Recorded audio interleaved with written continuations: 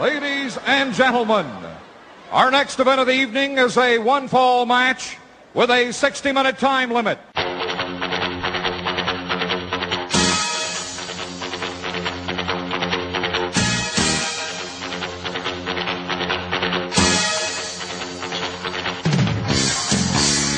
What I'd like to have right now, where the big boys play. This is where the big boys play, huh? This is where the big boys play. You're listening to Where the Big Boys Play. I'm here today with Brian. Brian Samek. Close enough. How do you say your name, Brian? It's actually Samek, so it's close enough. Sam, and you're known on some of the forums as Smack K2K. Smack 2K, yes. Smack 2K, yeah. And you are on DVDR, but you maybe were better known from other places, is that right? Yeah, I really started posting a lot back on the old Kayfabe Memories board. I'll post a lot over on the Crazy Max board as well. And over here, I joined a couple years ago now. Not a huge poster a lot. It's one of those things where I'll post for a good long while. Something will happen in life. I'll disappear for a month or two and then come back. Yeah. But a lot of the guys on there that are older, I've dealt with a lot for tape trading and stuff. And regular listeners to this show will possibly be wondering where is my regular partner here, Chad? And I should explain that I always really envisage this as a three-man show. Mainly for the reason that I've always thought that my wrestling analysis is a little bit superficial. So I saw myself kind of hosting this and having two heavyweights running down these cards.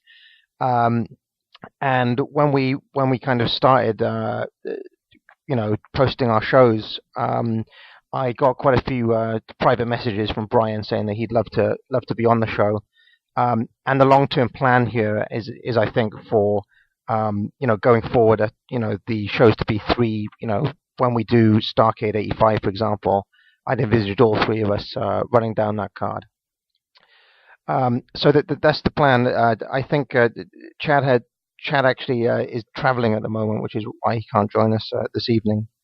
But very kind of you to join me tonight, Brian. Believe me, glad to do it. I've been looking for a way to do this for a long time, so it's a good thing. And I thought it'd be nice, ostensibly we're covering Great American Bash 85 tonight, but before we get into that, I think it'd be nice to kind of have a little get-to-know-you session here. Maybe if you can, tell me what got you into wrestling. When did you start? Where are you from? How old are you? Oh, sure. I'm 34 years old. I live in Pittsburgh, Pennsylvania. I've been here forever.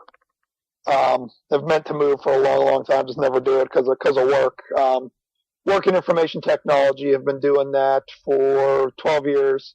Went to Penn State University. You can make your own jokes right now with everything that's going on up there. Actually worked for the football team 3 of the 4 years I was there, so that makes the jokes a little better. That's definitely around friends of mine right now with everything going on with my poor old university. But for wrestling itself, I really got into wrestling in mid to late 1985. I was about 7 years old.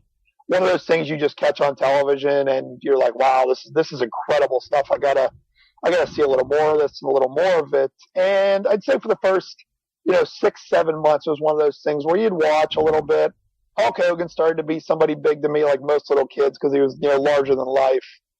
And it was about the early 1986 whenever King Kong Bundy actually attacked him on Saturday night's main event. Yep. And I was about to turn 8 years old, and that just made me so angry as a kid that got me really, really involved. We had ordered WrestleMania 2, me, a best friend of mine, my mother got us for us. We enjoyed that, and at the same time, I also started noticing Saturday evenings on TBS, of course, was World Championship Wrestling with characters on there I actually liked a little bit more just because it seemed a little more gritty, a little more realistic from top to bottom with some of the guys. The storylines worked a little better for me, so I started to really, really become a bigger fan of World Championship Wrestling, and then thirdly discovered on ESPN the old AWA shows, which I also became a huge fan of. Just I know a lot of people don't enjoy a lot of the AWA. I love it to death. It was just pure wrestling with, little or no fat or external entertainment around. It's like, I hate you, you hate me. Yeah. We're going to battle for a belt, and I just love that. And just a couple of little questions here. I mean, you're from Pittsburgh, right? Yes. You've always been in Pittsburgh? Yes, my whole life. And I mean, just from my understanding, that's in Pennsylvania, and that would be considered in the tri-state area. Is that right?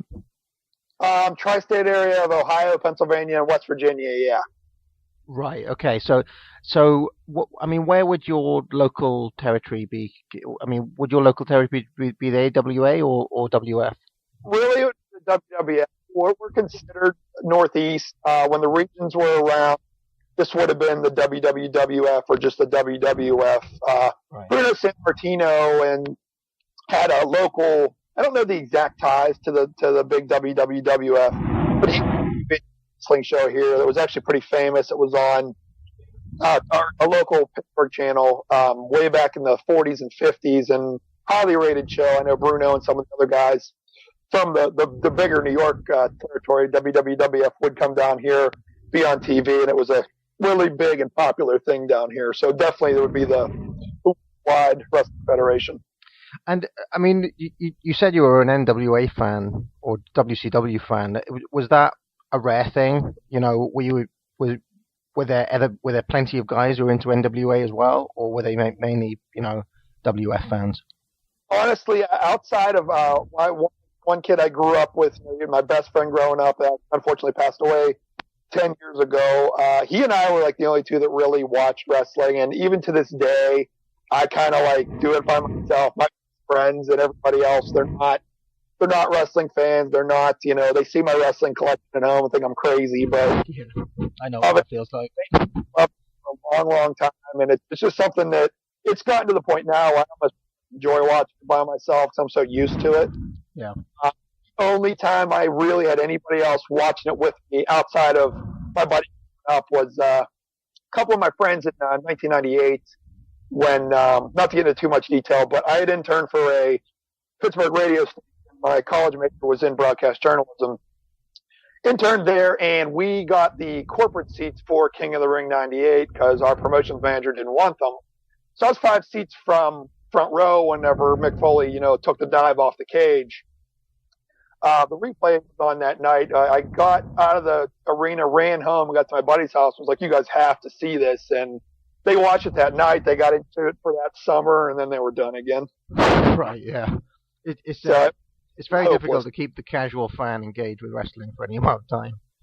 Right. And in college, I had some friends, but they really only wanted to watch like Raw or Nitro when it was on. If I'd ever talk about something older with the internet coming on, you could start to find stuff. They wanted nothing to do with it.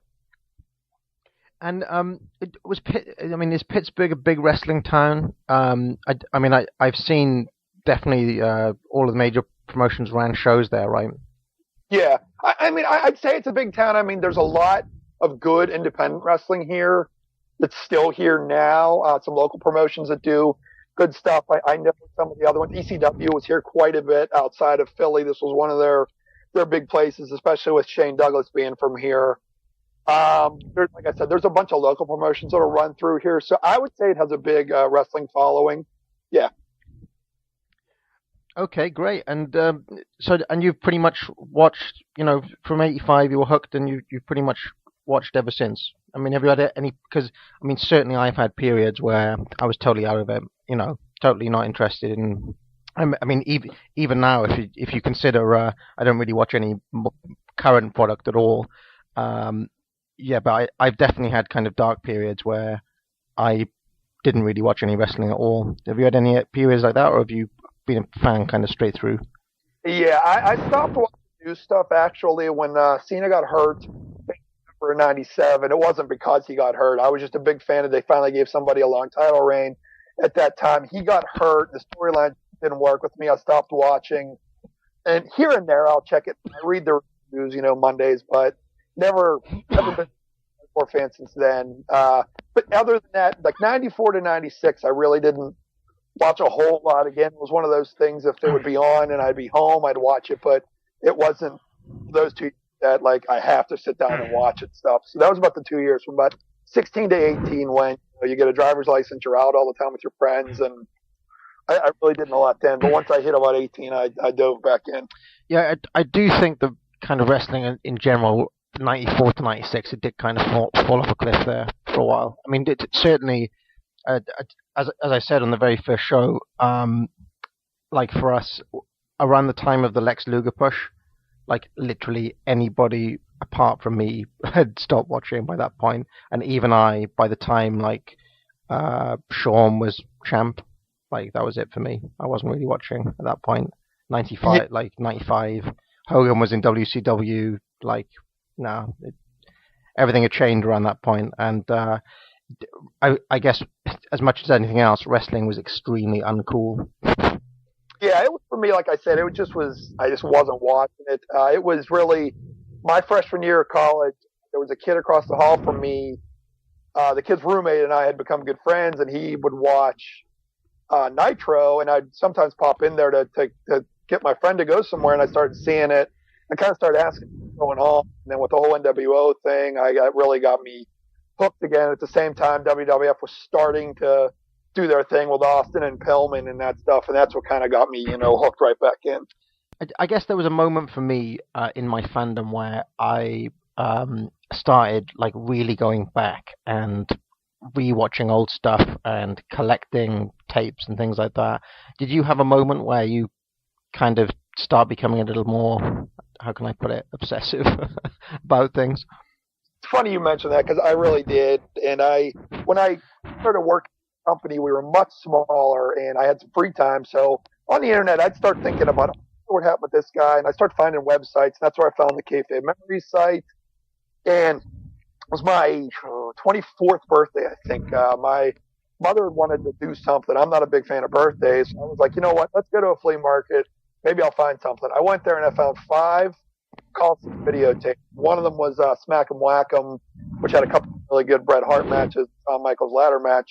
Yeah. And I went home, I watched them, and I was like, wow, I really love this. And from there is when I went back on the internet, started finding things, started buying tapes off eBay, then started trading VHS, which was so much fun back then, where you'd trade like 3 tapes and it would cost just as much to ship it as it was for the tape. Yeah. I did that, and DVDs kicked in, and it just exploded from there for me in terms of collecting, because you could go from, one show to 100 shows for the same price.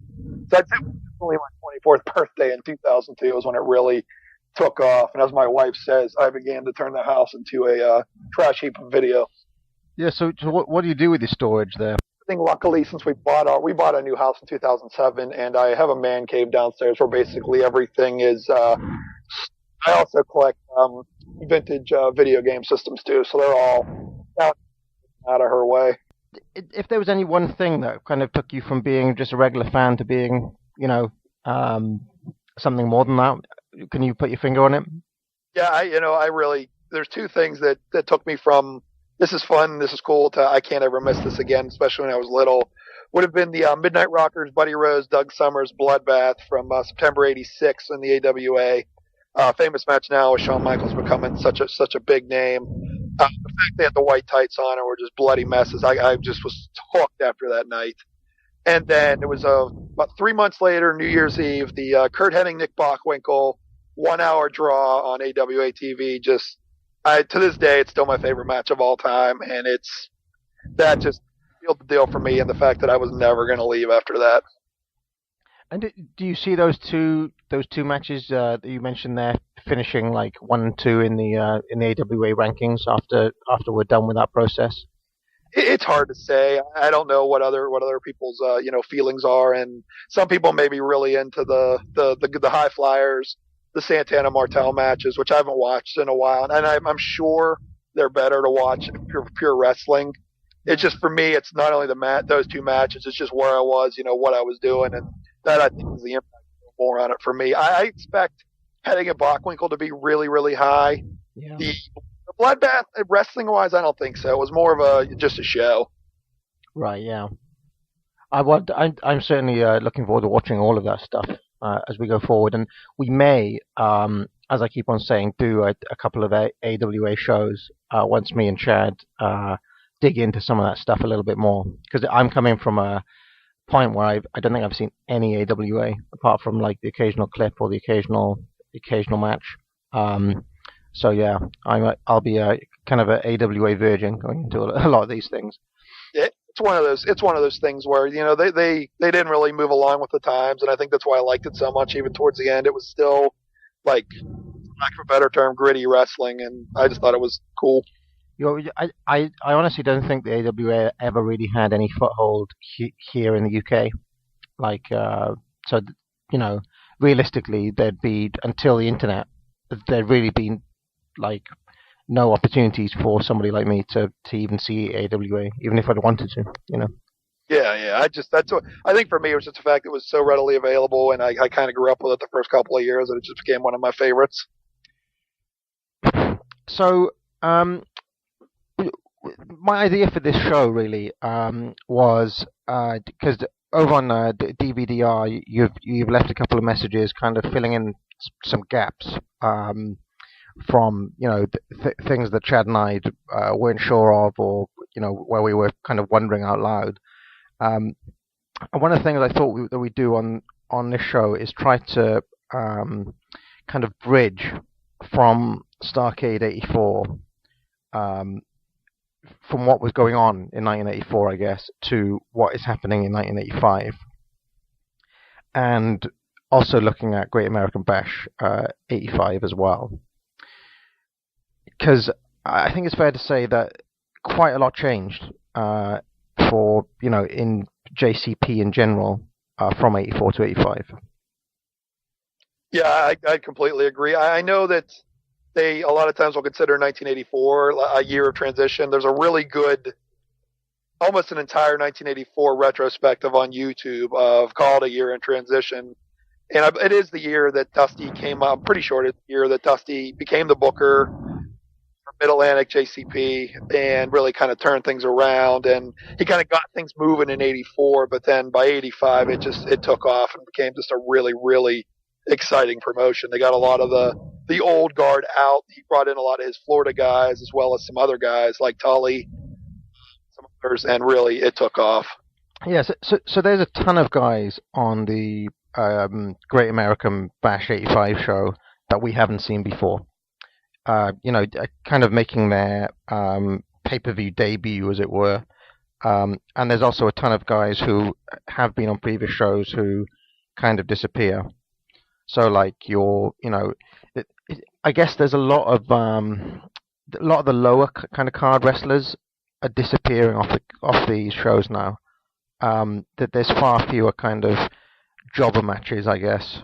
Yeah, you really don't see a lot of that anymore. I mean, even Starrcade '84 had a couple of, like Mr. Ito being in there. I never understood that, why he was even there, but that's exactly a good point, that they're trimming the fat, so to speak. Yeah, but I mean, even if you look at who Mr. Ito was facing there, Brian Adidas, I mean, even the likes of Brian Adidas aren't making the card at this point, or like a Jesse Barr, or who else was on that show? The opener, Mike Davis and Denny Brown. Like those sort of guys aren't getting anywhere near this card, which means like kind of as a promotion they've transitioned to the.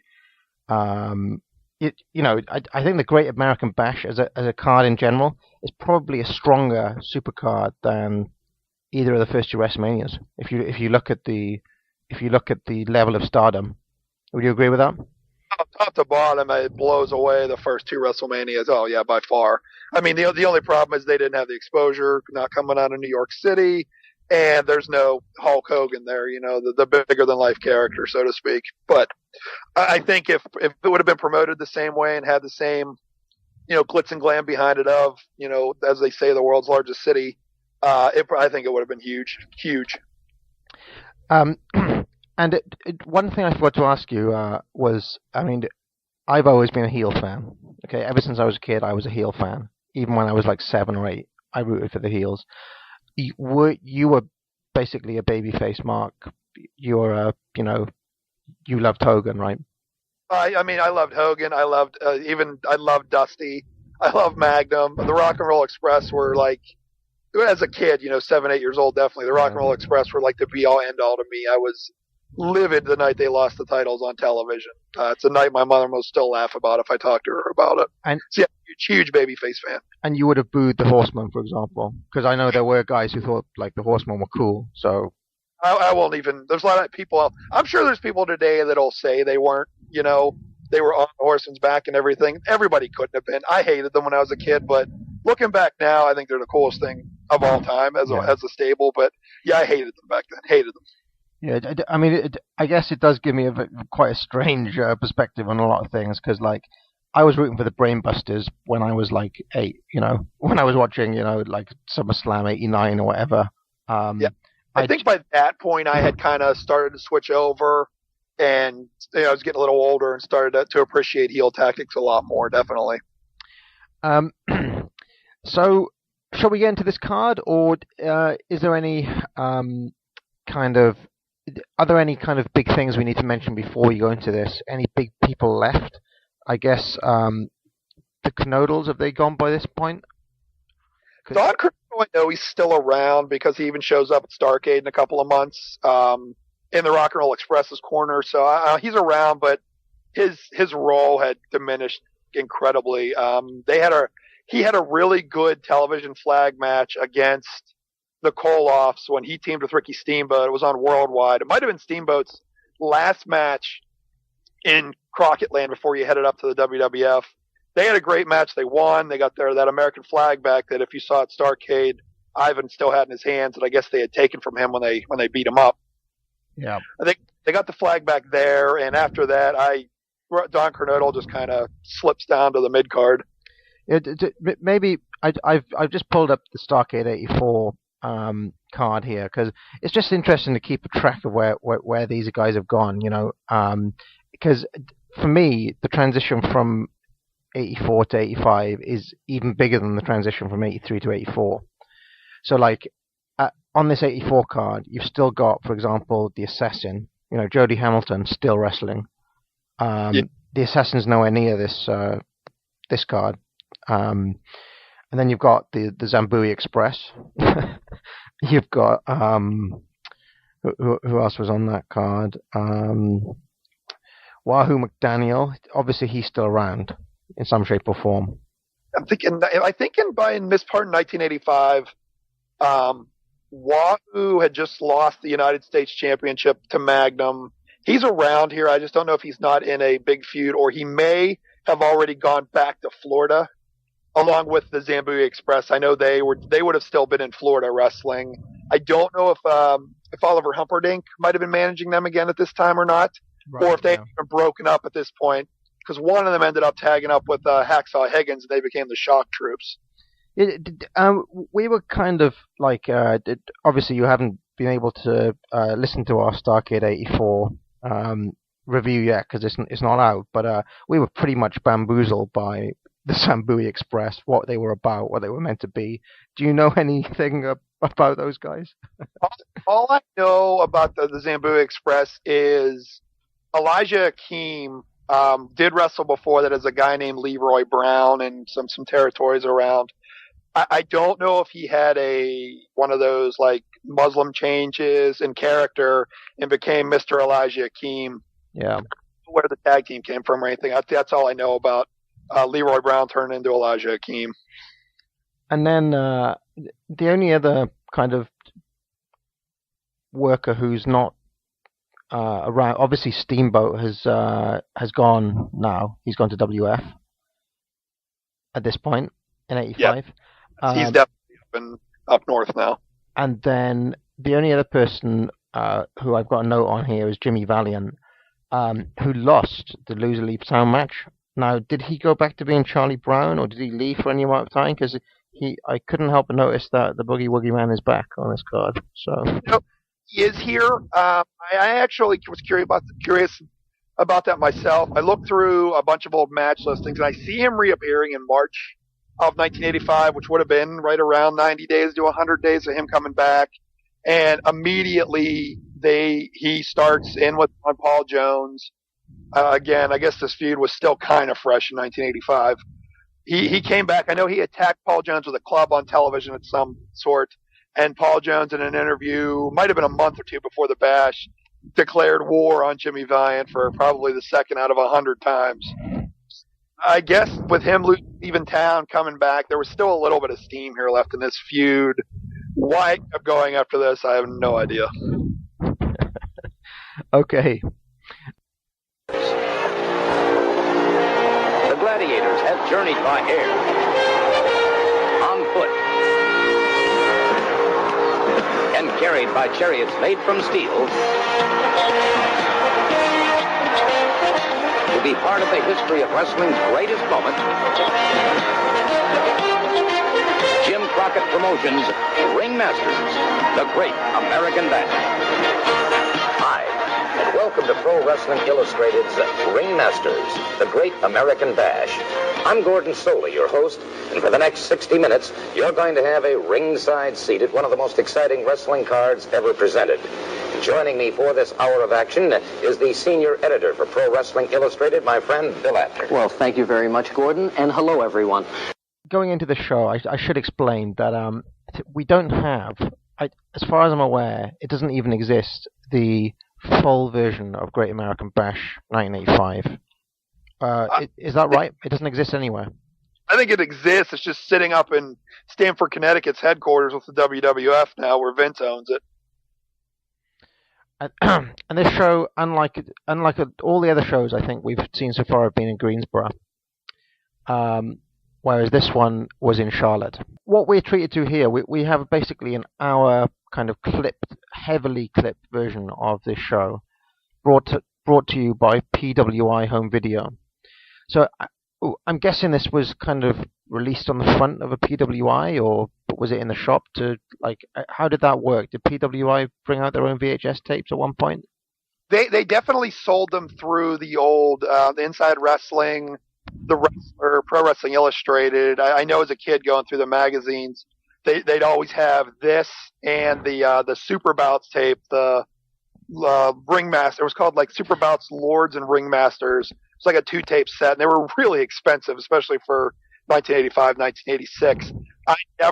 I never saw this personally in a rental store as a kid. I'm sure it was out there, but to buy it, I'm pretty sure you had to get it through the catalog and wait your obligatory 6 to 8 weeks, as we had to do back then.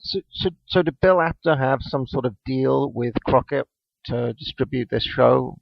I think definitely from what I've read, the fact that at this the WWF was no longer allowing Apter any of these magazines to record or take any shots of WWF shows, house shows, angles, anything.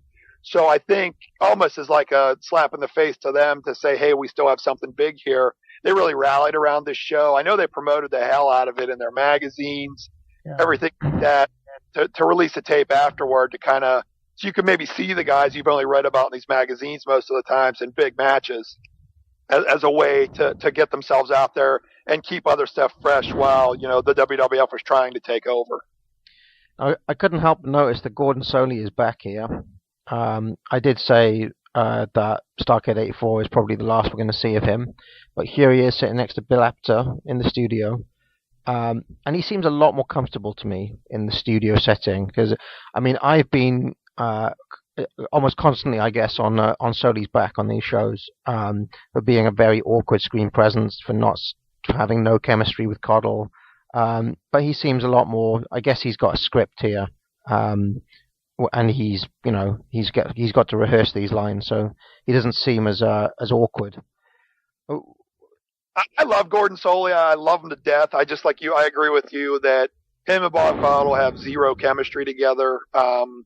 And Starrcade 84 was the worst. Half the time when the shots, when you see the two of them sitting there, it's like I was literally sitting there going, did you even think about practicing before you did this? But Gordon Soley by himself is fantastic. Yeah, well, I've seen a few kind of like old shows from the 70s, where he's kind of like doing the commentary after the fact. Do you know what I mean? Where the match has already taken place and he's kind of calling it in the past tense. Yes, yeah. Especially he was the play-by-play man, I know, on Georgia television before Crockett bought that 605 slot on TBS would have been the Georgia show, and he called those matches, and I've watched a lot of that over the years, and like I said, by himself, I really enjoy the way he describes matches, describes what's going on, the moves, some of the psychology. But yeah, when you put him with someone else, I agree, it's not real good. And I'm guessing, like, he worked for Georgia and for Florida, right? Those were his kind of hometowns. He did their TV. Ones I know over time he worked for the Pensacola, Alabama territory, Southeast, and I know he did some other stuff, but Florida and Georgia were definitely his two big ones. So I'm guessing he was on some sort of pay-per-appearance deal, or maybe even APTA was paying him to do this. I have no idea how they paid him. That would make sense. Yeah, because I mean, after Starrcade '84, I'm guessing they thought, look, we can't use, like, surely it must have been obvious to someone we can't use Soli again on these shows. It's not working. And presumably Caudle was on some massively long-term written deal there, so it would have been Soli who they'd cut. And noticeable, Shivani is on commentary for the first time here. I don't know. Also, if you notice with Starrcade '83 and '84. They had talent in from Florida, from a couple other territories, and I don't know if Soli came in as part of that package, maybe. Yeah, it seems likely to me. And he was definitely a lot more comfortable calling the Florida, like that Mike Gray. I mentioned that Mike Graham match. Like, he was in his element calling that, for example. Oh yeah, he knew Jesse Barr and Mike Graham really, really well. Yeah. All right, so our first match here is Cowboy Ron Bass, now as a face, versus Buddy Landel. And the story going in here is that J.J. Dillon has become obsessed with his new protege, Landel, and Bass is unhappy with this. So that's the story. Yeah, they had been a group together. Black Bart was part of it, with Bass and Bart being the Mid-Atlantic Tag Champions. I think that title disappeared, left Ron Bass with the Mid-Atlantic title. I know he was in a bull rope match with Buzz Tyler where JJ got involved, and Buddy Landel also jumped in to try to help and ended up hurting Ron Bass, costing him that match. I'm not sure if that's where he lost the title to Buzz Tyler or not. But after the match is when Bass kind of snapped and went after Landel and then kind of beat him up until Dillon and Landel beat him down with a cowbell and left him there. And after that point, Ron Bass was out for blood against Landel and Dillon. Yeah. Just to pause briefly here, Buddy Landel, I've said this many times on the forums, and I've argued the point that obviously Landel was a decent wrestler, right? He was a decent worker. Of all the gimmicks in the world to choose, why go for the Nature Boy? Because I have no idea why he did that, and I'm trying to think. He had a bunch of interviews. There was a website up for a while, a guy that sells like coins. This 57talk.com site was last year. He had interviewed a ton of old wrestlers. He does 3 interviews with Landel, and I'm trying to remember why he named himself that.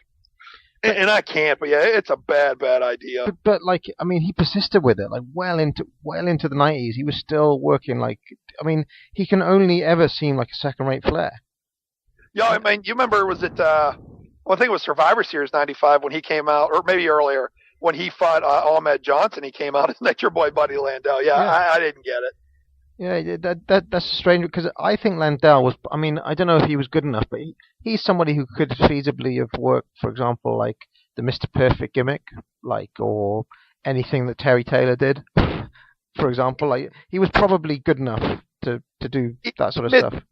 When he left this area, he was still calling himself Nature Boy after this. I know after this, after the problems we'll get to it at Starrcade, what he goes through after that.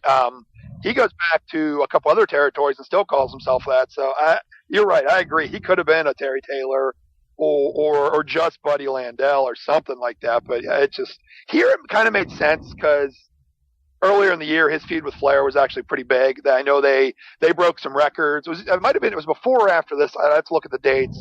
They broke some records over the Nature Boy feud, and I can imagine their matches were fantastic because they're both good in the ring. But yeah, after this was over, there was no point in continuing to use it. So this match is pretty heavily clipped, so it's kind of difficult to get a feel for what the flow is like. We kind of really just get the highlights. I noticed they were using the table a lot as a weapon during this, and the crowd is pretty stoked.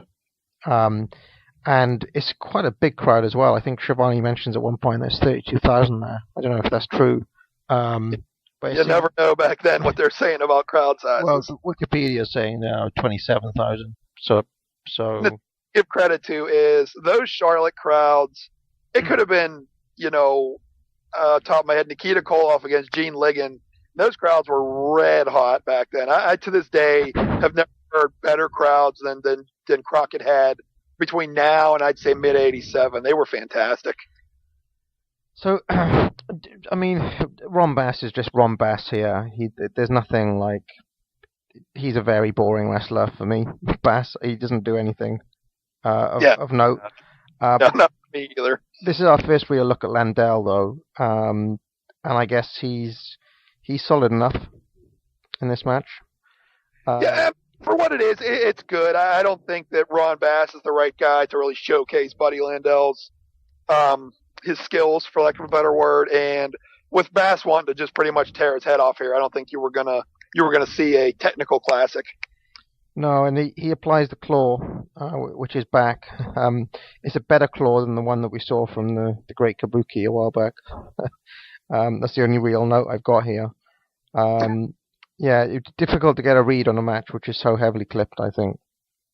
Yeah, it is. I mean, that's a problem we'll run into a lot here, with the exception of the main event, which does get a little bit of time. It's hard to judge a flow with, especially when you got something going on, it jumps to something else. And I mean, just the idea, I mean, you can see the hatred and the dislike here, but I think in the end, this is just furthering rather than ending anything. One of the things that we got into in the last show was talking about J.J. Dillon, how like neither me nor Chad had really ever understood why Dillon is, when they talk about the great managers, Dillon's are kind of usually in that discussion somewhere.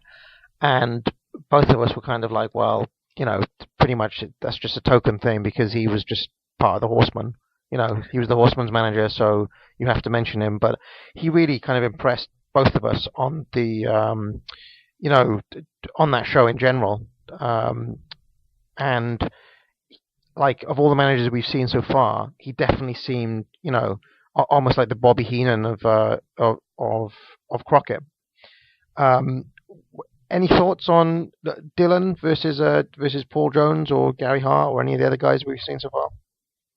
I'd say from the names you said there, to me, Gary Hart's still better, because I think Gary Hart was so good on the microphone that he really, whoever he had, he built and really put all the focus on that guy. But aside from him, J.J. Dillon was a great, great manager. I think he did great in Florida. He did good when he came up here. He was fantastic on the mic. He made you really believe his guy was believed in him. He was good, and whoever his man was feuding with, you knew Dillon would be on that guy's side. He would be there to help. And the fact that Dillon comes from a wrestling background, for years and years of wrestling, helps out a lot as well, because if he does get involved in a match or an angle, he doesn't look foolish out there. Like a lot of times, Jim Cornette years later would kind of look foolish to me in the ring, and I guess that was his role.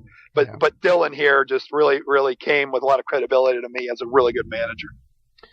Yeah. Okay. Any thoughts on Paul Jones? I mean, do you think? I mean, how do you rate him as a manager? I really never liked Paul Jones as a manager. I think there was never really a chance to like Paul Jones as a manager, because if you're going to go after one guy for 3.5 years, you really have no credibility to me. Like, find something else to do if you can't take this guy out eventually. I'd say at the end of Paul Jones, when he managed Rude and Fernandez, I thought he was pretty decent there, because he kind of took a background to his two guys. But outside of that, I just got tired of him when he'd show up 4 times a show with God knows who around him. Yeah, I was not a fan of Paul Jones as a manager. Good wrestler in his day, but not as a manager. Okay, so going into the next match, we've got Dick Slater and Mad Dog Buzz Sawyer, or another of the dancing baby faces, against Ole and Arn Anderson. And this is our first look at Arn Anderson in one of these shows. And I've just got a big note here. with a big no. I can't believe that Dick Slater has sold out and is doing the dancing himself. This was a devastating moment for me to see, because Dick Slater's a guy who's really won me over so far, and to see him doing dancing babyface moves was upsetting. Yeah, I agree with you. I mean, first off, this really had no backstory to it outside of a couple of "I don't like you, you don't like me" TV moments. And Slater was really good, I think, as a face at Starrcade '84. Really good, but because he still had that Slater appeal. But I hear, him acting as a babyface here as well. Like, either one of them are suited to be really good babyfaces. So it was almost like it would have been way better if Buzz and Slater still acted like their heel characters, but as faces. I think they would have made this match just spades better. Yeah, and not a lot. We see a power slam from Buzz Sawyer at one point, but again, like this match is clipped to hell. So the finish is basically there's a blindside elbow from Ole, and he gets the pin off the back of that. So at least we're getting clean pins. Yeah, for now anyway. I know this match had to end this way. You know, Ole and Arn were placed as almost the tag team right now in the NWA. I mean, there's the Russians and the soon-to-be Rock and Roll Express, but right now they were like the team to me, and they were trying to position the national titles almost as the second best titles now, because as I said, the Mid-Atlantic titles had disappeared. So these titles seem to be the thing now, and then you could see where they were building to down in a couple of months from here. So I think this was definitely the right decision for them to go over. I mean, this is something I've rented on the boards at one point or another as well. I've never understood the idea of Ole and Arn being the national tag champions here when the world titles are out there. Any thoughts on that? It's just really strange. It just seems strange to me to have this kind of really good heel tag team and give them a secondary title. And at the time Arn Anderson came in, which would have been like March '85. I know Ole Anderson and Thunderbolt Patterson were holding the national tag team titles, still in Georgia, I believe. When the show switched over, Ole kind of told Thunderbolt in the first episode of World Championship Wrestling for Crockett that, I'm leaving you. Go ahead. I'm taking Arn with me to be my charge. And he brought Arn on, and then Arn and Ole fought against Thunderbolt Patterson and Manny Fernandez, who Arn had started an initial feud with. They got the tag belts from there, and that's why they have them right now. I mean, it just came out of, we're going to put these guys together. These belts were here already, so we'll just keep them on them. So it's kind of a legacy thing then, I guess. Like, it much seems like it. Nobody else would ever hold these titles again after these two. Yeah, because I mean, it does seem strange that Minnesota Wrecking Crew never had a world title. Yeah, it really, really does. I mean, they'll get their shots down the road, as we'll see, but yeah, they never get the job done. Yeah. So speaking of Manny Fernandez, he's in our next match here, and we've got a heel Billy Graham after his shocking, and I repeat, shocking appearance in Starrcade '84, doing kung fu moves, getting squashed by Wahoo McDaniels in 4 minutes. Here he is as a heel, as part of Paul Jones's army. I mean, we kind of thought that Graham was the face against Wahoo, and Wahoo was kind of a little bit heelish. Do you know any different? Yeah, I mean, Wahoo was kind of in that tweener role at that point. He had been a heel, he had been a face. He was, he had turned on Flair earlier in the year, and coming into that match, it really was almost two heels going at it. What I don't remember is if Superstar Graham had joined Paul Jones' army or not yet at that point. I don't remember. That's the one thing that escapes me right now. But I know Wahoo would have still been more heel than face, because I know going into '85, he would still have some matches with Flair, who was a face at that point. I know they'd go around the horn for the NWA title. So the match didn't make any sense to me back then either. And Billy Graham and Wahoo put on what I consider probably one of the worst matches of the '80s. So yeah, Graham's still doing the kung fu stuff here. We don't really see a lot of it, but I guess he's still working that awful gimmick. And I said last week that that was probably the low point of his career, getting beaten by Wahoo in 4 minutes there. But there's something to rival it coming up in this match. Then poor guy gets to feud with Paul Jones, which can't be too good either. Then there's so it's Billy Graham, the Barbarian, and Abdullah the Butcher, which on paper looks quite the formidable team against Manny Fernandez and the Jobber Connection, Sam Houston and Buzz Tyler. Sam Houston, I guess, was had an interesting position on the card at this point. He was like plucky underdog, young babyface, basically. Yeah, he really was, and he would really never change from that. He'd always be the guy that got his ass kicked so, his buddies could come save him to start a feud. Yeah, almost like, I guess his place on the card was probably slightly above where Virgil would end up, kind of. That would make sense, yeah. He would be like a Virgil, like a 1992 Virgil, yeah. Yeah, something like that. So, yeah, I mean, looking at this, I just thought, oh, well, clearly the heels are going to win this. And we go in, and Shivani mentions that one of these guys is a former Vietnam vet. Now, I guess he's talking about Manny Fernandez there. Yeah, it would have to be Manny Fernandez, because I know in later interviews he'll talk. He mentions Vietnam quite a bit. And this is our first look at quite a few of these guys, the Barbarian, Sam Houston. First time we see either of those. I've seen quite a lot of Sam Houston on that.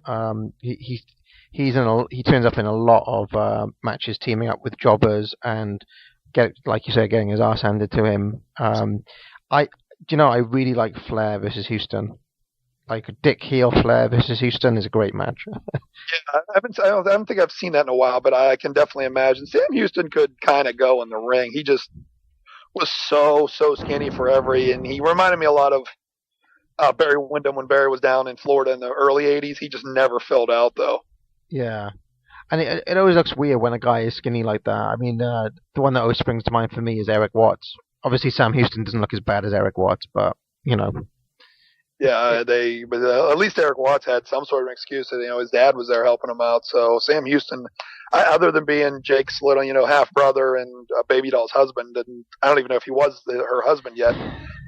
Where it came from. And what I will say though is the Barbarian, Conga the Barbarian here is, to me, to this day, one of the top 5 most underappreciated wrestlers of all time. Yeah. And he's getting his feet wet here, but he would go on to be one hell of a wrestler, I think, for his size, his look. I mean, he was pretty nimble in the ring. He's a great power wrestler in my mind, and I've got here some pretty hot action to start off with. Barbarian versus Manny Fernandez. Quite a nice little mini match here, from what we see of it. Crowd's well into it, and Barbarian looks really good. I'm guessing he had some experience from somewhere here. He's not totally green at this point. Yeah, I don't know how much he had before this. I don't know too much about him before this. It's really after this that I start to keep my eye on him, and it was just the fact that it was the first time I'd seen somebody that big that was kind of, it's hard to explain how I've always seen him. He's just very, very nimble, and he can kind of move around better than you'd expect a man of his size to do. Yeah, I mean, he's just on that kind of 300-pound mark, isn't he, Barbarian? Kind of big power wrestler. And just juice to the gills. Yeah. So, what happens in this match? But before we get on to that, just on Sam Houston Baby Doll, one of the things I can't ever get my head... Baby Doll is a big girl. She's big. Yeah. She's definitely not a size 10. She's more like a size 18.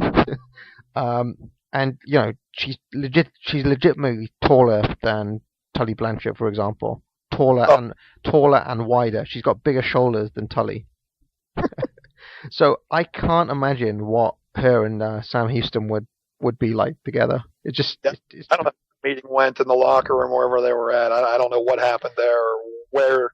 And even after night, I don't know how it continued after that. That'd be an interesting story to hear, to ask either one of them sometimes to find out what happened. Well, I'm wondering if when they got married, did she carry him over the threshold there? I mean, it's just bizarre. Maybe he wasn't skinny everywhere and she loved that. Who knows? Yeah, I mean, I have heard rumors about China and X-Pac, which is kind of a similar deal, I guess. um, so, uh, yeah, things start off with Barbarian versus Manny Fernandez, and then we get a couple of nice sequences where Abdullah the Butcher just absolutely bulldozes Sam Houston. He just bulldozes him, and Houston sells it pretty well. This is as menacing as Abdullah has looked for some time. And we get a really nice kick from Barbarian. And then a really good leg drop. And I've just got a note saying that he looks really good in this match, Barbarian. All his offense looks great. Yeah, he has got one of the best big boots in the history of wrestling. I mean, he just kills people with that thing. And then, I mean, this is all Sam Houston, and he's a very effective ragdoll, Houston. Like, pretty good in the Ricky Morton role, I guess. And he takes a clothesline from Barbarian that looks like it takes his head off. And I really love clotheslines like that, which really look like they decapitate someone. And I'm right there with you. I'm a big fan of getting your head taken off. And then we get a very shocking finish. And I've just got written, oh my God, Sam Houston has pinned Billy Graham. So I've got written here, career low, even lower than the Wahoo match for Graham. Yeah, that's bad. Yeah, I mean, from world champion to small package by Sam Houston in 7 years. Yeah, it's pretty. I mean, getting pinned by Houston is, again, it's like taking a loss to Virgil in '92. Yeah, that's bad. So, any thoughts on this match from what we saw of it? It's another one where it's two clips to tell if there's a flow. I like the fact that the Army's there working together. You get a great chance to see a young Conga the Barbarian growing up and making his way in the ring. And the other guy in the match that I know we didn't really mention too much was Avalanche Buzz Tyler.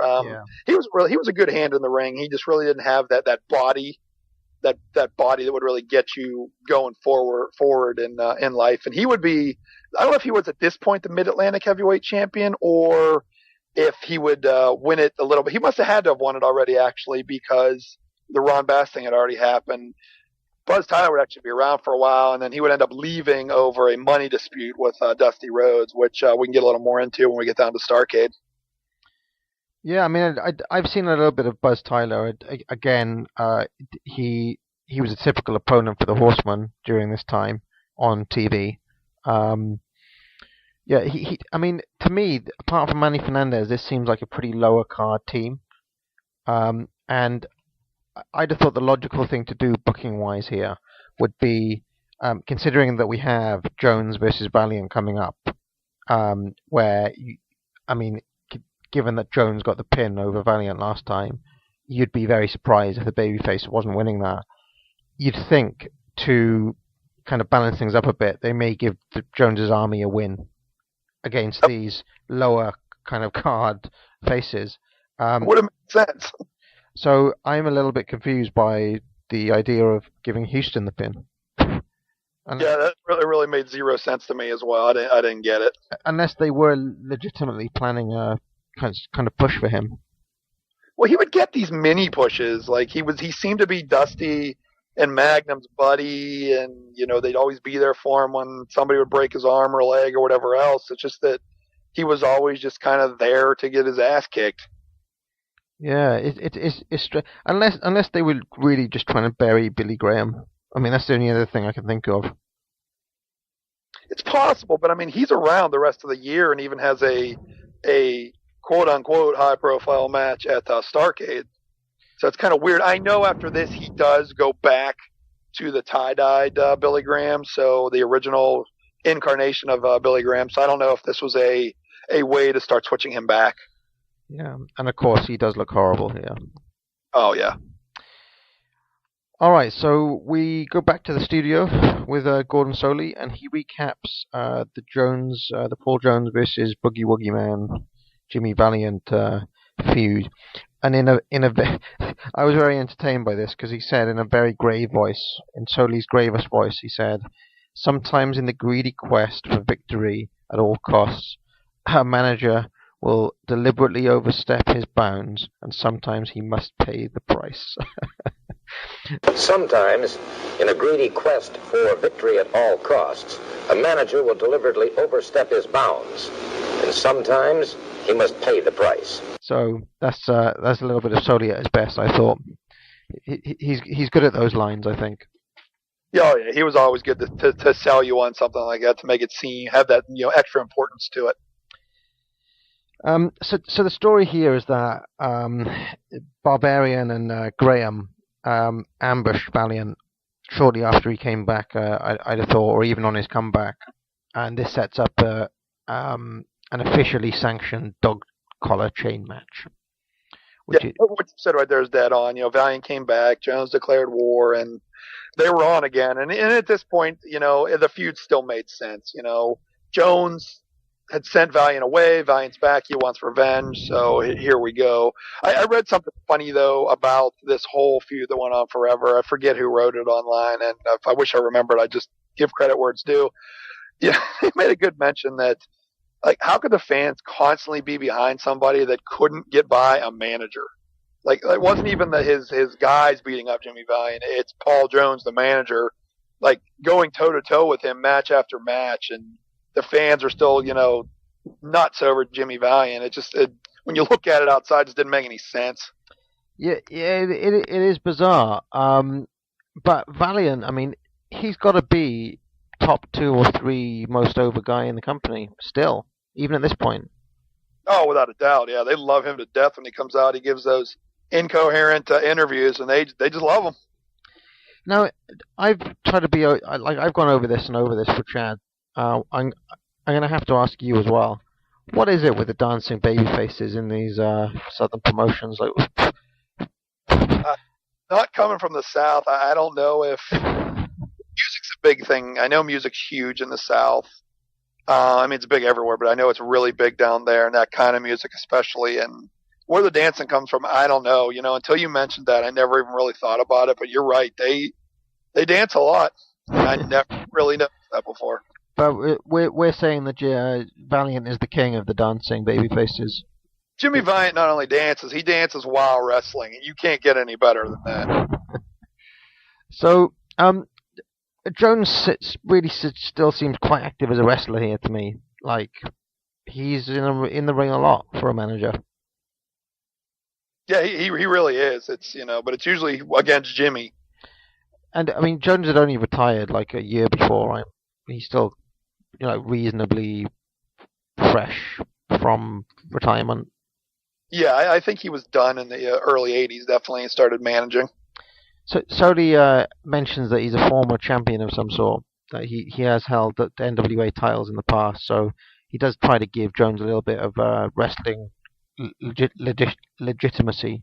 Yeah, I know he had a good feud. I believe he turned actually heel on Ricky Steamboat in the late 70s. I believe took either the Mid-Atlantic or the United States Championship from him. I do know that one. So, as you can imagine, not a lot to talk about during this match. Jones gets a surprising amount of offense in, I think. Really, this should just be a squash, right? Oh, you'd figure he'd come in there, beat the hell out of him, and pin him. But again, I don't know how or why, but Paul Jones goes toe-to-toe with Boogie. But Valiant does finally get the pin, and the crowd goes absolutely mental. Yeah, after he hits his big patented elbow drop. Terrible finisher in July of 1985. That's bad. Yeah, we are getting to we'll get to this a little bit later on, but we are getting to the point now where finishers are becoming more of a deal. They're becoming more of a thing. Because it's been one of my big problems definitely with Starrcade 83 was a problem, but kind of non-finishes where matches just kind of end. Just kind of, just a normal move will end a match. Yeah, I'm on the other side of that. I actually kind of enjoy the fact that happens now. As good a guy has a finisher, I love the fact they do, but somebody winning a match without hitting their finisher, I think adds a lot of unpredictability And I think if it's something, if they even use it a lot more today, would make wrestling a little more exciting. Where now it's wrestle, 10 finishers apiece, somebody wins. I mean, it's not so much the finisher. I don't mind a match just ending. When the guy hasn't hit his finisher. It's really hitting a move that has enough impact that I believe that the guy's out for, a pin. Yeah, that I get, yeah. Like ending a match with an elbow drop, or just a normal elbow drop, or just a slam. I can understand if he's just hit a pile driver or a superplex or something. A high spot, I guess. But just when it's an elbow drop or a leg drop or something, that doesn't seem to be enough to put a guy away to me, and that's really what I was moaning about more than anything else. But I guess an elbow drop should be enough to put away a manager, so I'll forgive Valiant here. So, yeah, is that the end of this feud, or does it continue? It goes on and on and on. I think they take a break from each other for a little while, because I know by Starrcade he's involved in something else, but it reheats up again by 86. So it's just, because you figure by Starrcade 86, they're still feuding. And into 87, they're still feuding. It just doesn't end. And it just gets to a point where it's like, come on, find something else to do here. I don't understand. Like, if you guys can't beat each other up at this point, like, make up and go find something else to do. Yeah, I wonder how much that stole the careers of the respective guys. I wonder. It has often been said that World War III would be fought with nuclear weapons, with the end result being nothing standing and no one surviving. Well, on this particular night, 32,000 individuals would witness the nearest thing to that kind of devastation and destruction, minus nuclear fallout. As Mother Russia's prodigal sons, the NWA World Tag Team Champions Ivan Koloff and Crusher Khrushchev would collide with Paul Ellering's Legion of Doom, the AWA Tag Team Champions Animal and Hawk, the Road Warriors. But it's the Russians versus the Road Warriors. But the Russians here aren't Ivan and Nikita. It's Ivan and Crusher Khrushchev. So, were the Russians using some sort of Freebird rule here? They definitely were. They had defeated Manny Fernandez and Dusty Rhodes for the tag team titles. And I know when they won them, Ivan and Nikita won them, and they kind of did an issue the Freebird rule where any group of the three could defend them. Most of the time, you'd see Ivan and Crusher defend them if they were going to lose the match, or Nikita was wrestling somewhere else. Normally, if Nikita was in the match, especially now, with a couple of exceptions, you'd expect them to get the win. So yeah, I would almost call this like the lighter version of the Russians, Ivan and Crusher. So yeah, I mean, and I mentioned on the last show that every Russians match I've ever seen has had the same structure, where Ivan starts off and gets beaten up. Kind of a heel in peril segment, and then Nikita kind of like it builds to Nikita coming in, who dominates. And I noticed they did a similar thing here, only with Khrushchev in the Nikita role. But I guess that's what Ivan was good at this point, right? Selling and making his opponent look good. Ivan was more, the ring general too. At all these guys, he was the guy with all the experience, had been around the longest, and would probably help keep the flow of the match going, especially with the other two guys. All I know from Minnesota, in this case, with Crusher and the Warriors, it was just a lot of just beat the holy hell out of you and see how it goes. Yeah. And the Road Warriors at this point were AWA champs, tag champs. They were the AWA tag team champions. They had been the champs for quite a while at this point, and would have them for another couple months after this before dropping them and actually coming down to Crockett full time. So what was the deal with them being on this show? Did Vern kind of give an agreement, or what happened? This is still around the time of, if you remember Pro Wrestling USA, yeah, when they tried to get the federations together. The AWA, Crockett, I believe Memphis was involved. And this was almost one of those dream matches. My guess is they got together and said, the Russians are such powerful. The Warriors are killers. We'll put them in the ring and just let them beat each other up for a while. The crowd will love it. We'll put title. It's not title versus title here, but champion versus champion. It just pretty much sells itself. Yeah, and I guess when fans found out it was going to be the Ivan Khrushchev version of the Russians, they may have thought that the Road Warriors were going to win this match, kayfabe wise. You would think that coming in, definitely, because the Warriors were just flat out unbeatable at this point. I don't think I'm sure they'd lost earlier in their careers, but by now they were unbeatable. Yeah, and I've just got the match starts and Hawk absolutely dominates Ivan early on. We get a power slam, a leg drop, chops, slams, gorilla press. I mean, he looks like Superman here, Hawk. Yeah, and I've just got he does a gorilla press and he throws Ivan on the floor like a kind of piece of cheap meat or something. Like he really is kind of, he looks unbeatable. And then we kind of get a clip like out of nowhere. Khrushchev comes in and he seems to be quite strong in the Nikita role.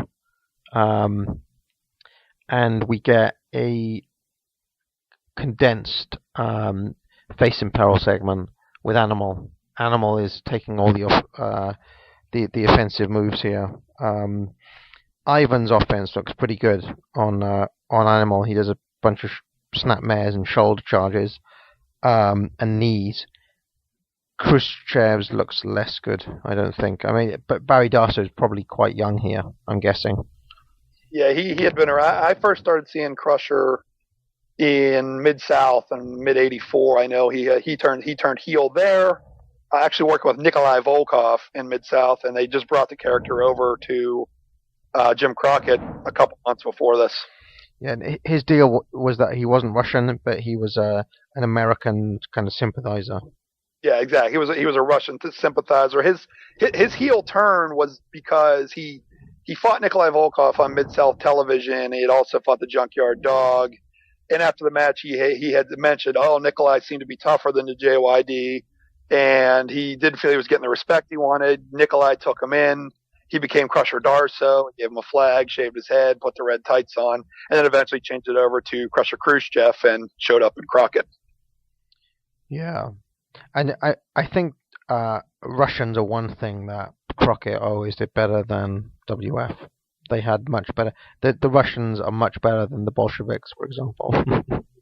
Without a doubt. I think the timing's good too. The Bolsheviks came in after, there was the whole Gorbachev-Reagan kind of meeting where they kind of became friendly, and the whole Cold War between the United States and Russia kind of started going away. So it was almost like there's really no big deal anymore here. We're still in 1985. The Russians were growing up in America, definitely you're taught, I know as little kids, that just, the Soviet Union's so evil and so bad. And so you see that with these guys wearing this stuff, they're immediately bad. Yeah, and I mean, Gordon Soley openly talks about the Red Peril, and he is kind of like usually a straight down the line kind of authority guy, isn't he? Soley. When you were over in Britain, like when you were a kid, was the Soviet Union presented any differently to you than it would have been, over here in the States? No, I mean, obviously we had Thatcher, who in many ways was even more extreme than Reagan. But I guess being like, how can I put this? I just think being in the UK, you always have a kind of, we're able to kind of take a slightly more distant view on things. I do think people were genuinely scared. Like, there was a lot of kind of worry about the genuine prospect of a nuclear war. I think that was definitely something that was played up. But I think that the anti-communist thing has always been, right from McCarthy through to Reagan, has always been a much stronger theme in the US. Like for example, I mean, you can see, because I have a PhD, so I read quite a lot of Marxist theory and stuff, and just for example, the way it manifests itself in British universities at that time, all of the academics would have been reading Marxist theory and whatnot. In the US, the academics there are a lot more careful about reading that stuff, and they're a lot less comfortable reading that stuff, if that makes any sense. It completely does. I mean, I don't want to get off on a whole tangent here about that, but I get what you mean, and yeah, it does make sense. I'm always curious, especially in those time periods back then. I live in America. I love my country and everything, but I also believe, you're fed what you're told what they want you to know, and I think it's that way everywhere. So I'm always curious to know in other places if it's, was taught differently or there's a different thought about them. Yeah, I think that from what I understand in general, like our press, how can I explain this? Our TV news. Well, obviously we get the BBC and we get, we have the BBC and we have a channel called ITV as well. They're our kind of main news outlets, and they kind of pride themselves on being quite like neutral, I guess. They try to be as neutral as possible, and some people criticize them for being slightly left-leaning, I guess, or like having a what you guys would call a liberal agenda, a hidden one. But from what I've seen, like of Fox and even CNN to an extent, there's like no editorializing. Nothing. Whereas you guys seem to have like news anchors who have opinions and things, or like they have like an hour where they actually will have an opinion on what's going on. That's something that we don't really have. But then again, we do have something called the tabloid press, which you've probably heard of. Definitely, especially with everything that happened in the last year with the news of the world. Yeah, but I mean they're pretty much like scum of the earth, really. The tabloid press. But that's what. So my impression has always been that you guys have better newspapers than us. We probably have better TV news, if that makes any sense. That definitely makes sense. Yeah, definitely. So anyway, coming back to this match, and Hawk just looks like an absolute beast in this. I mean, from the clips that we see, obviously this is clipped as well. I think this match is clipped a little bit less than the other matches, but it seems like Animal is playing the face in peril, and Hawk is really just the Superman. Like, I don't think Hawk sells a single move in this match. I don't know how many moves Hawk sold in the 80s, period. So.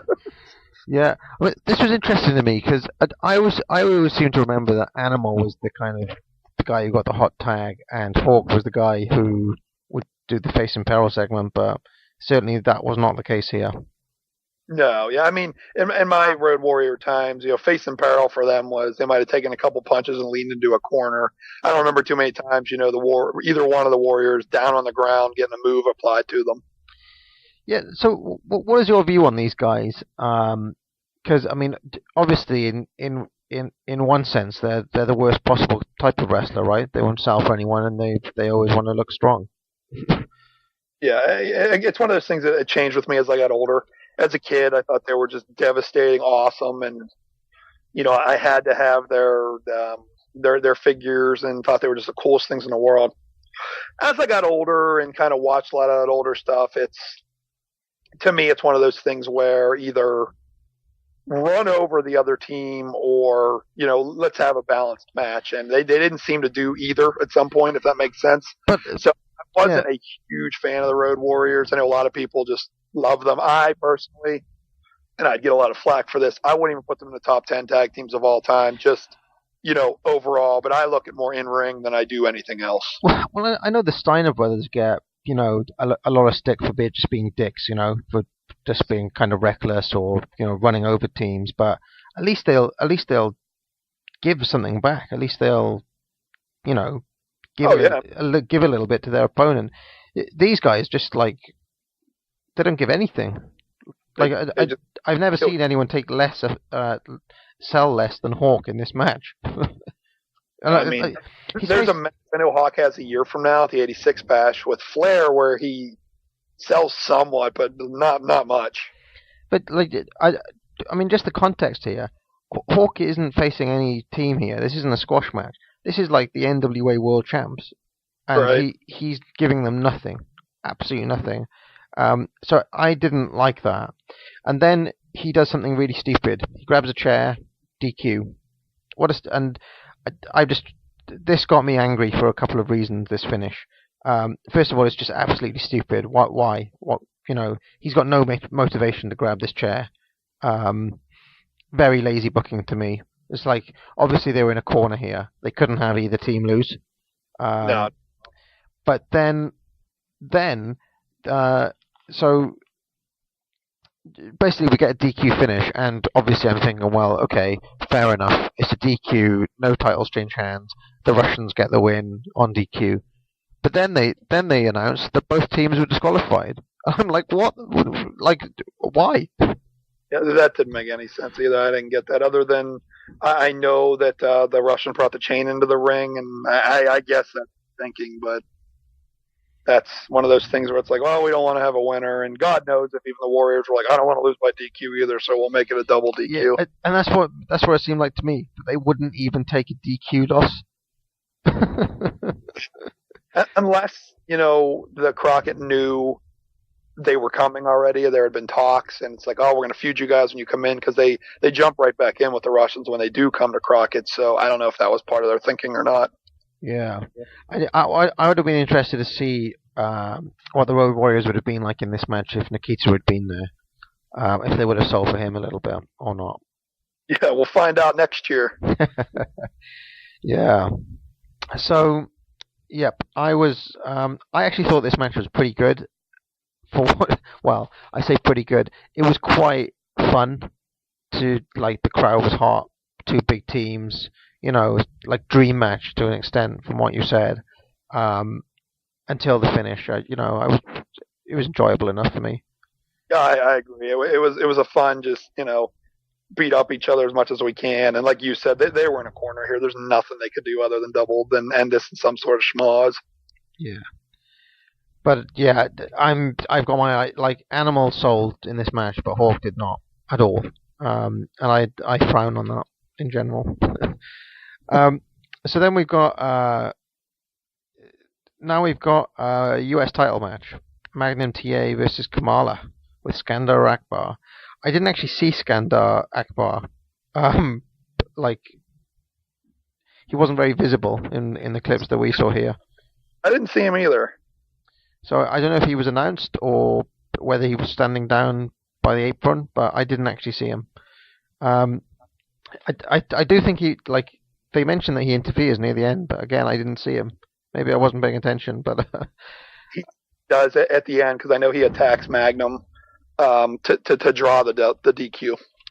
So going into this match, just what I was saying about finishers becoming more important here. Soli mentions that a lot of Magnum TA's success has come from the belly-to-belly suplex, which was his finisher, and then they show a package of him finishing off various guys with the belly-to-belly,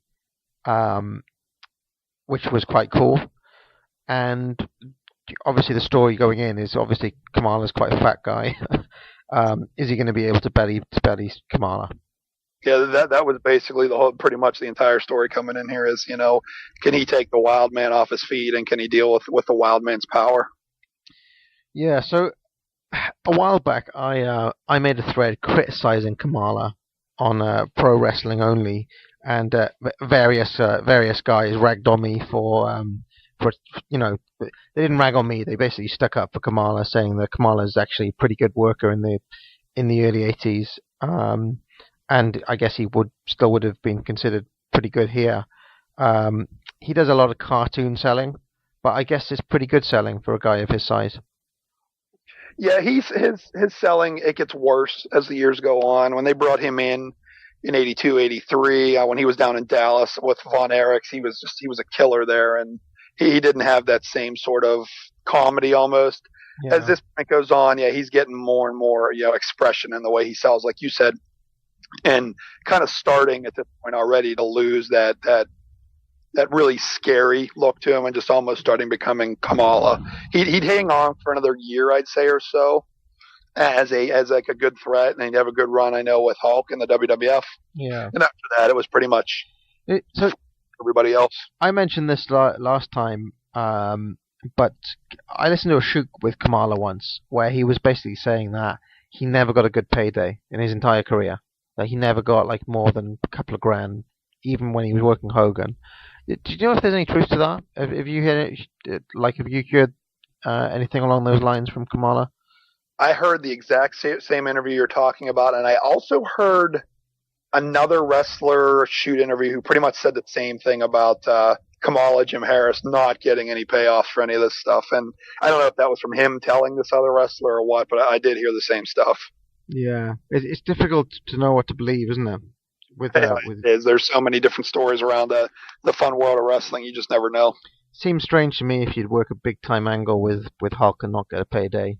Every other guy did. Even Honky Tonk Man got a big payoff. So it's like the Hulk one's the questionable one. Yeah, like you said, everybody made money with him. Yeah. So yeah, I mean, I've always had a problem, and this is kind of like I guess not only a cultural thing but a generational thing as well. I've always had a problem with Savage gimmicks. I think that the Kamala gimmick is pretty offensive. You know, what we're meant to believe this guy is from from the Ugandan jungle. Is that the idea? And it's Ugandan jungle, also known as the Jerry Lawler's backyard. Yeah. So yeah, I kind of like already have a problem with the gimmick before I consider anything else. And then, for me, like the way he plays it, you know, I guess it's where you come down on that. Like, you can argue he was good at his role, and I can't argue with that. He was good at his role, but I guess my question would always be, did this role need to exist? I wonder.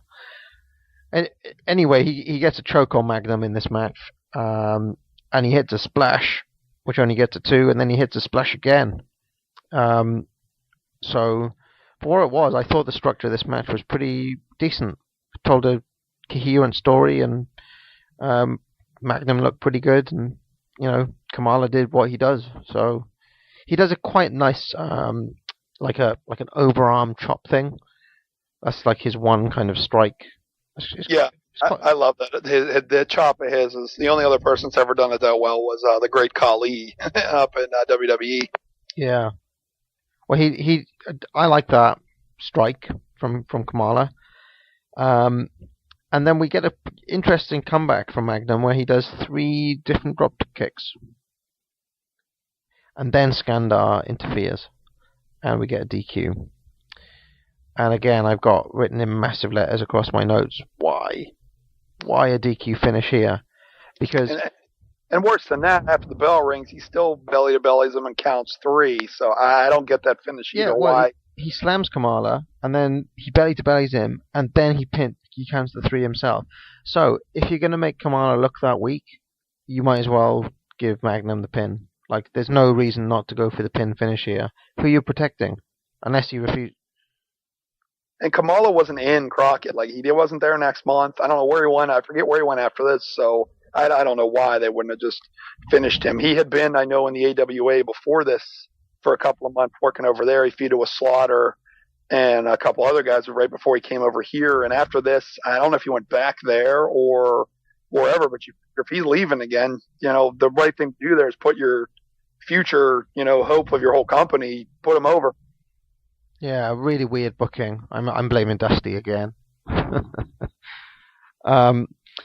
Yeah, Kamala, you know, one of the reasons I was thinking for the low paydays is that Kamala seemed to almost to be booked like an attraction.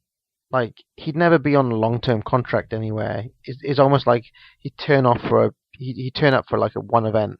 So like he's here for this, and then he's not sticking around. Do you think there's anything to that? Like almost like. It's not even like, cause Terry Funk would, you know, Terry Funk would turn up for 3 months, and he'd do like a short stint, and then he'd be off again, right?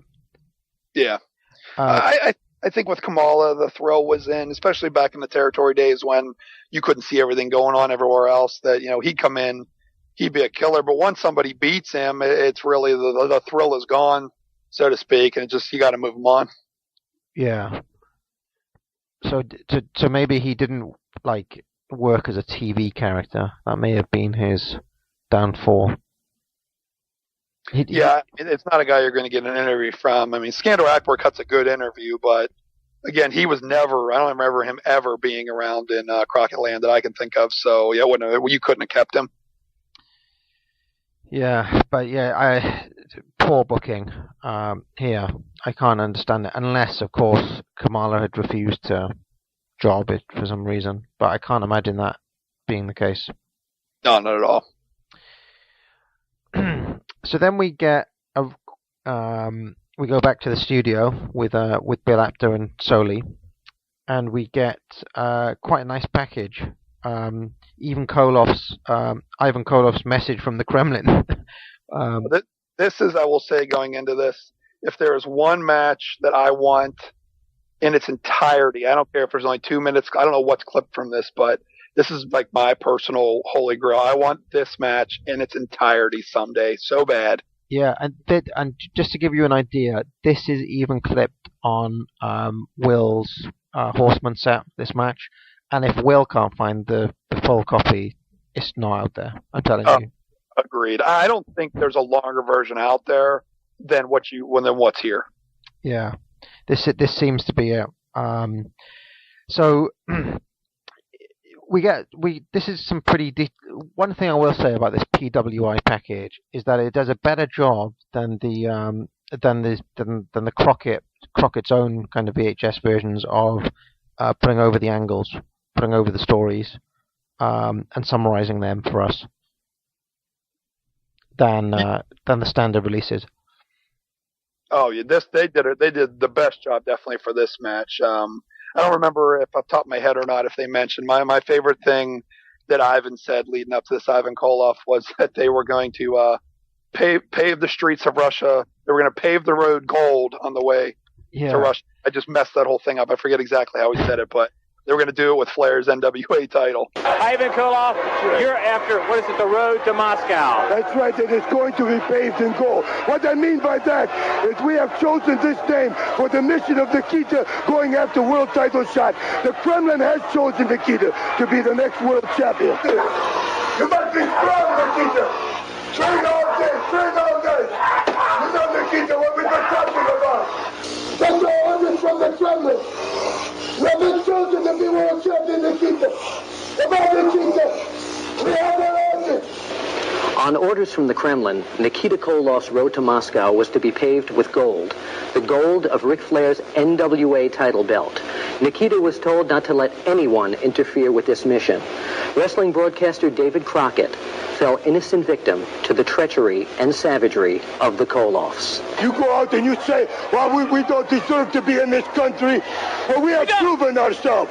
We are, Nikita is... from behind? Are you calling me coward? NWA World Heavyweight Champion Ric Flair was not about to let this unforgivable act go unnoticed nor unpunished. Now, Flair appeared before the board of directors of the NWA and demanded that the Koloffs not be suspended.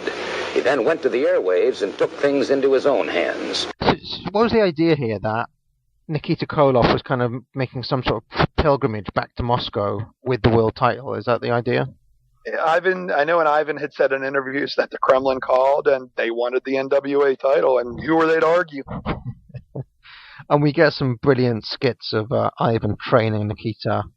Punching the Ric Flair picture. Yeah, some kind of Rocky IV action here.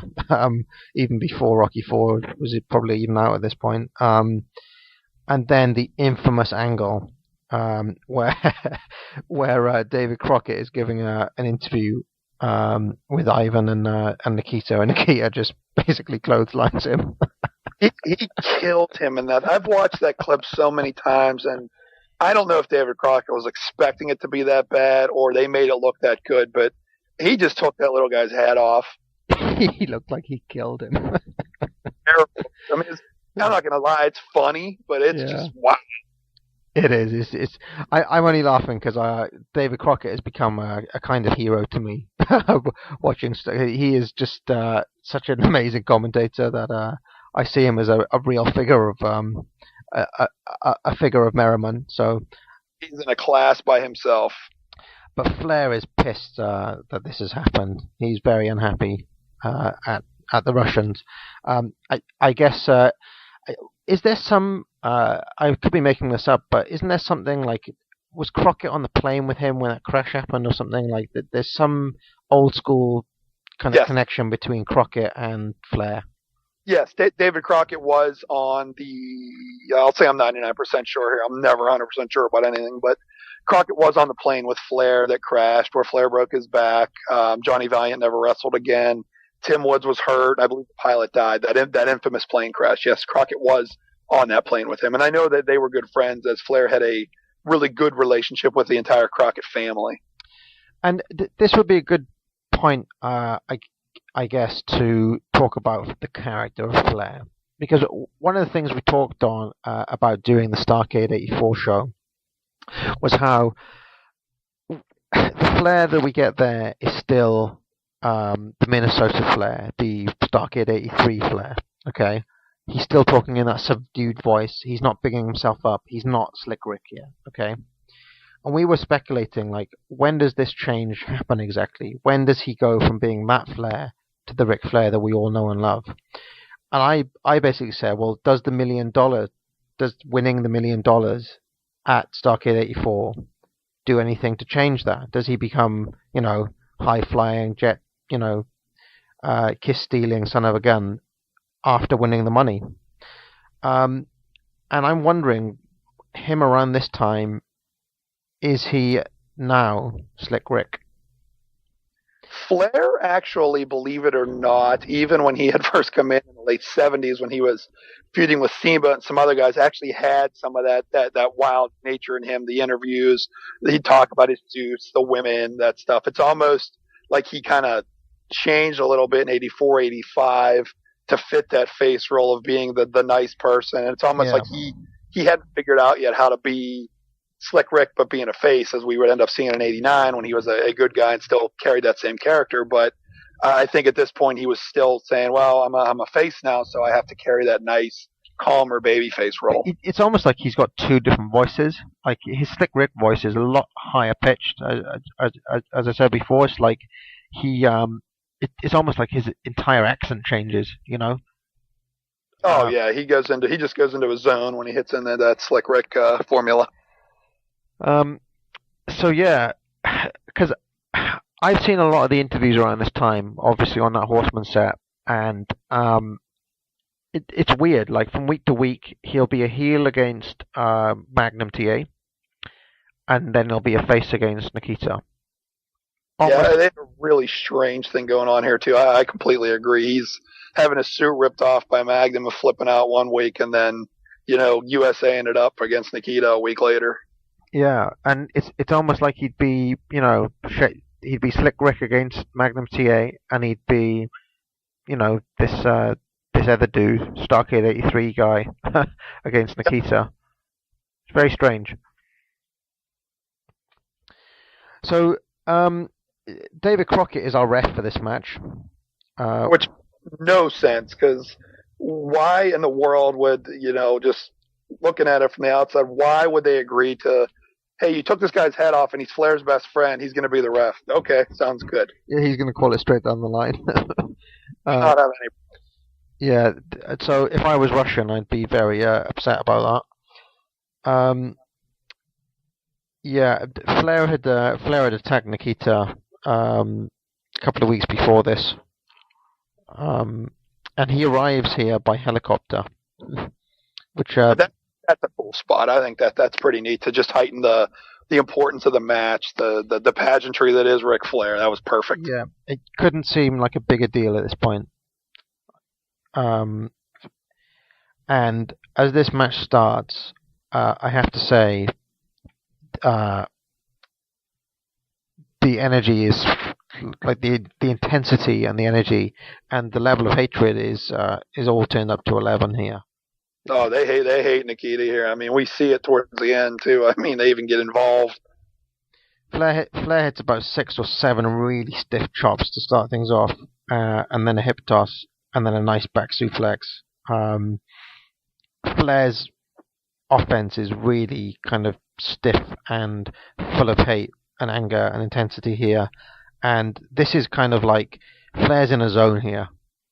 I think Shivani says at one point he looks like a man possessed, and he really does right from the offset, which is really cool to see because we're so used to seeing Flair like stalling or begging off or playing the heel. Flair as a fired up babyface is pretty cool to see, I think.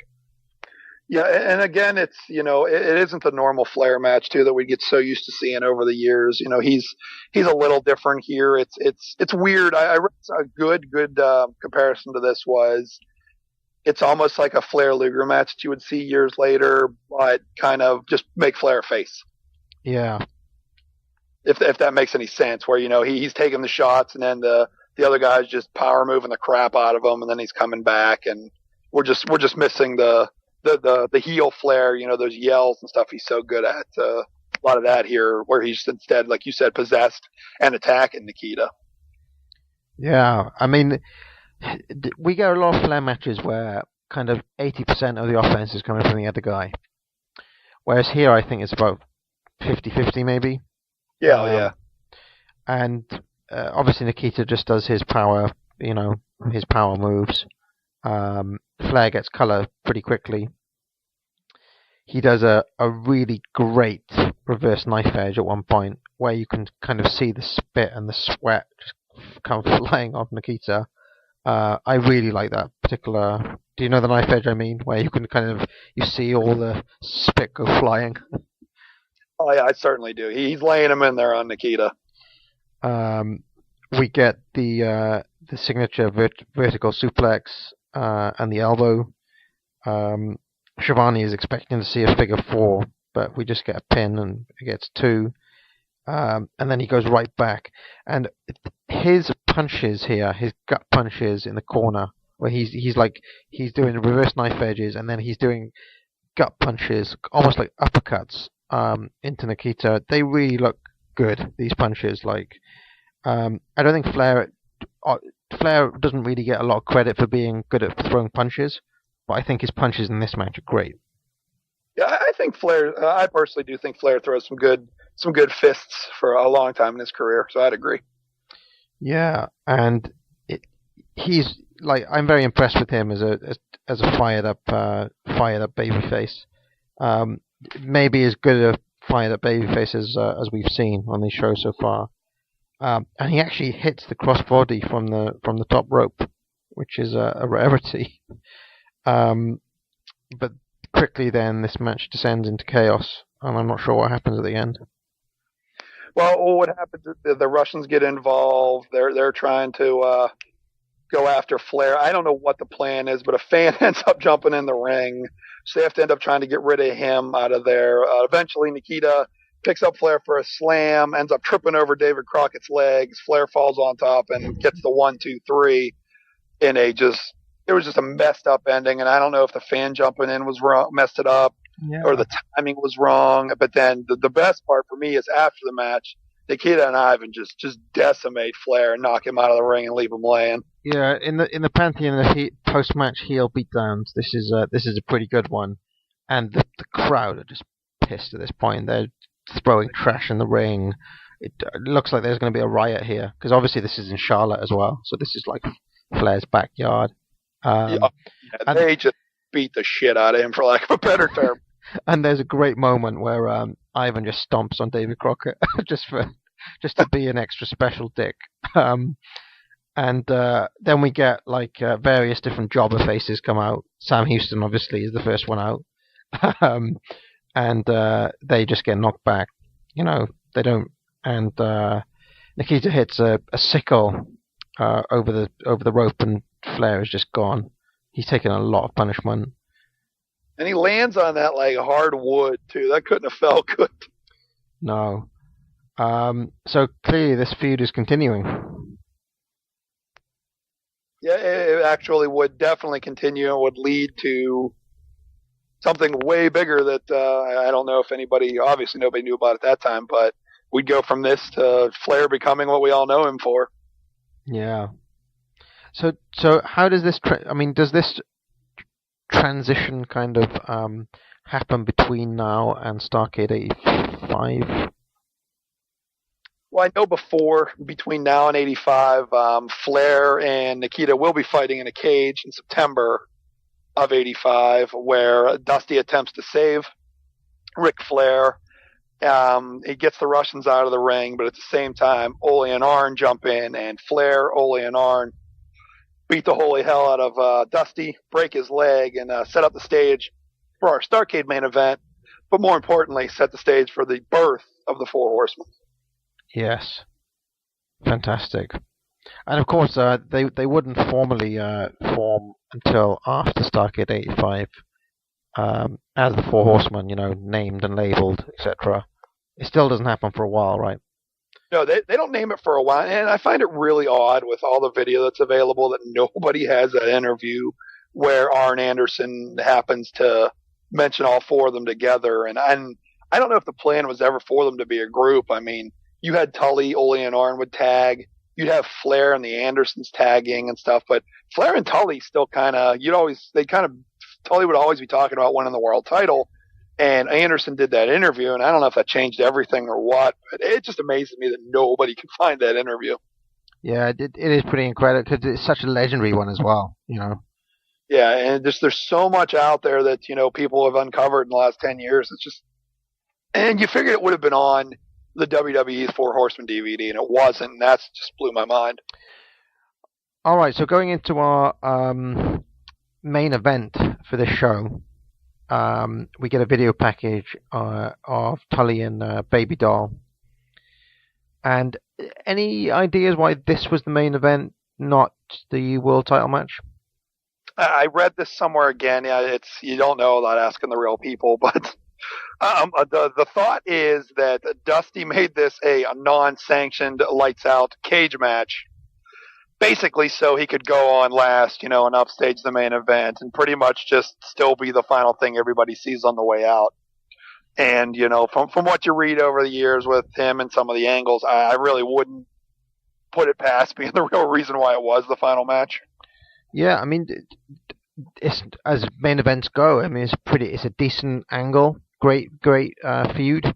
It doesn't look out of place as the main event, but the Nikita Flair thing did seem ever so slightly bigger to me. Just seemed like a bigger, Oh yeah, by far that seemed like that should have been the big one, but I don't know again if they were like, well, we got to put a cage up, so we'll put that on last.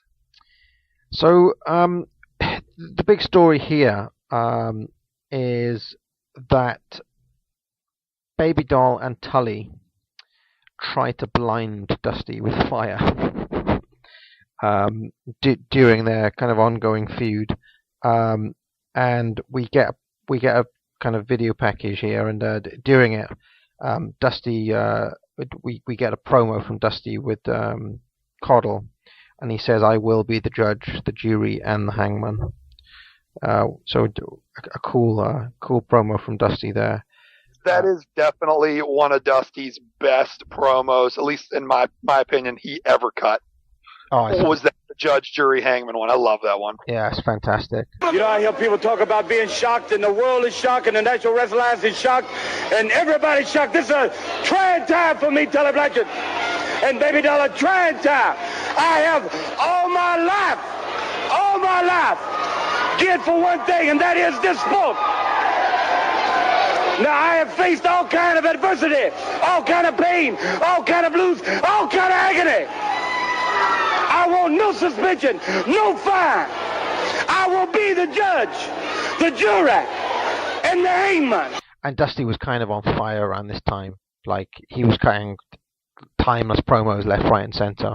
Yeah, they were good. Plus, this is another feud that, by 1987 to me had gotten old.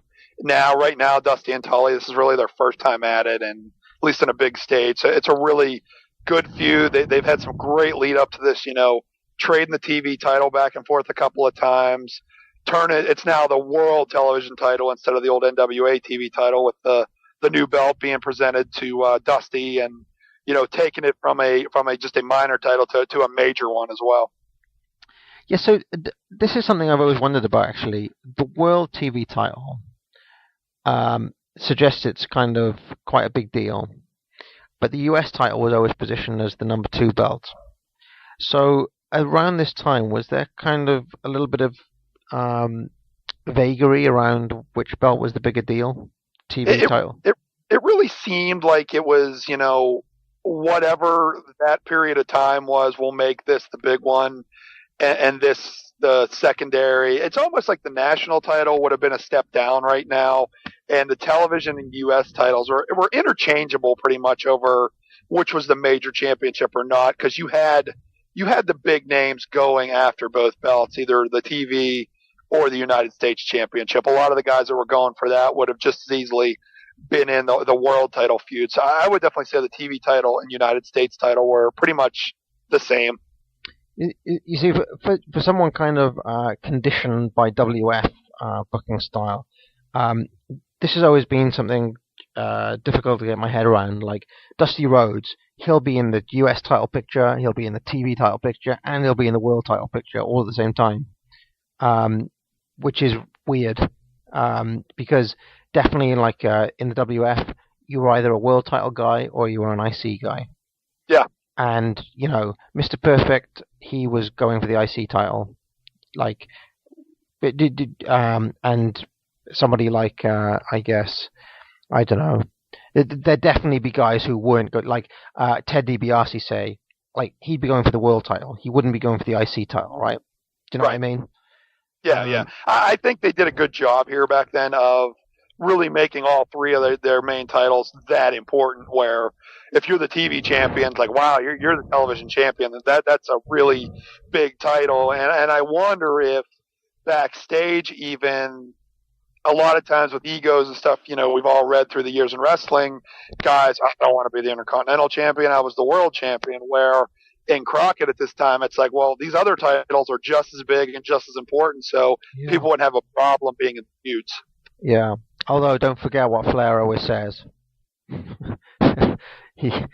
does he always say? Your belt is silver, mine is gold. Yeah, that is truly, truly what he said. And even though back at this point he still had the old 10 pounds of gold, the smaller, forgot to mention that earlier, the smaller NWA World Heavyweight Championship. That's one of my favorite belts of all time. Before the big obnoxious gold one would come out in early '86. This is Harley Race's belt still, right? Yes, right. Still the belt that Harley would have had. One thing I will say about this television title, especially the holder right now, Tully Blanchard, he held a title. By held, I mean just the way he held it in interviews and stuff, better than anybody ever. He just made it look like it was really important to him and that it was a very special item to be in his hands. He didn't have it just thrown like on the table. He didn't have it just draped. He always had it kind of folded and held in his arm, in the pocket of his arm while he talked. I really thought that was pretty cool back in the day. As much as I hated him, I thought, wow, he really at least respects his title, if that makes any sense. Yeah. No, it did seem like a massive deal to me, this title. Like, it couldn't be any more important to Tully and to the feud in general, Yeah. And Tully Blanchard really made the TV title big. He had that just really long reign in '84. And then finally, Dusty ended it in early '85, and these two got going. So he really took it to major title status. Yeah, and there'd be a few pretty good TV title runs going forward. Well, I guess we'll come on to them as we go through these shows. But there's been a few pretty good TV champions. Arn springs to mind. Great belt for the next. I'd say up until, I'm trying to think off the top of my head here, when it really started to drop back down. I think when Rotundo beat Nikita for it in '88, it kind of started to drop back down as not being as important. Yeah, but I would actually argue that it has a little resurgence around the time. Does Austin have it for some period? He does, yeah. Austin has a nice long reign with it in 1991. Yeah, I'd say at that point you're right. It does kind of pop back up. Yeah, and until I guess belts start losing their meaning when the NWO come in. Oh, yeah, at that point you figure by the mid-90s they just bounced titles around so much they were all meaningless. Yeah.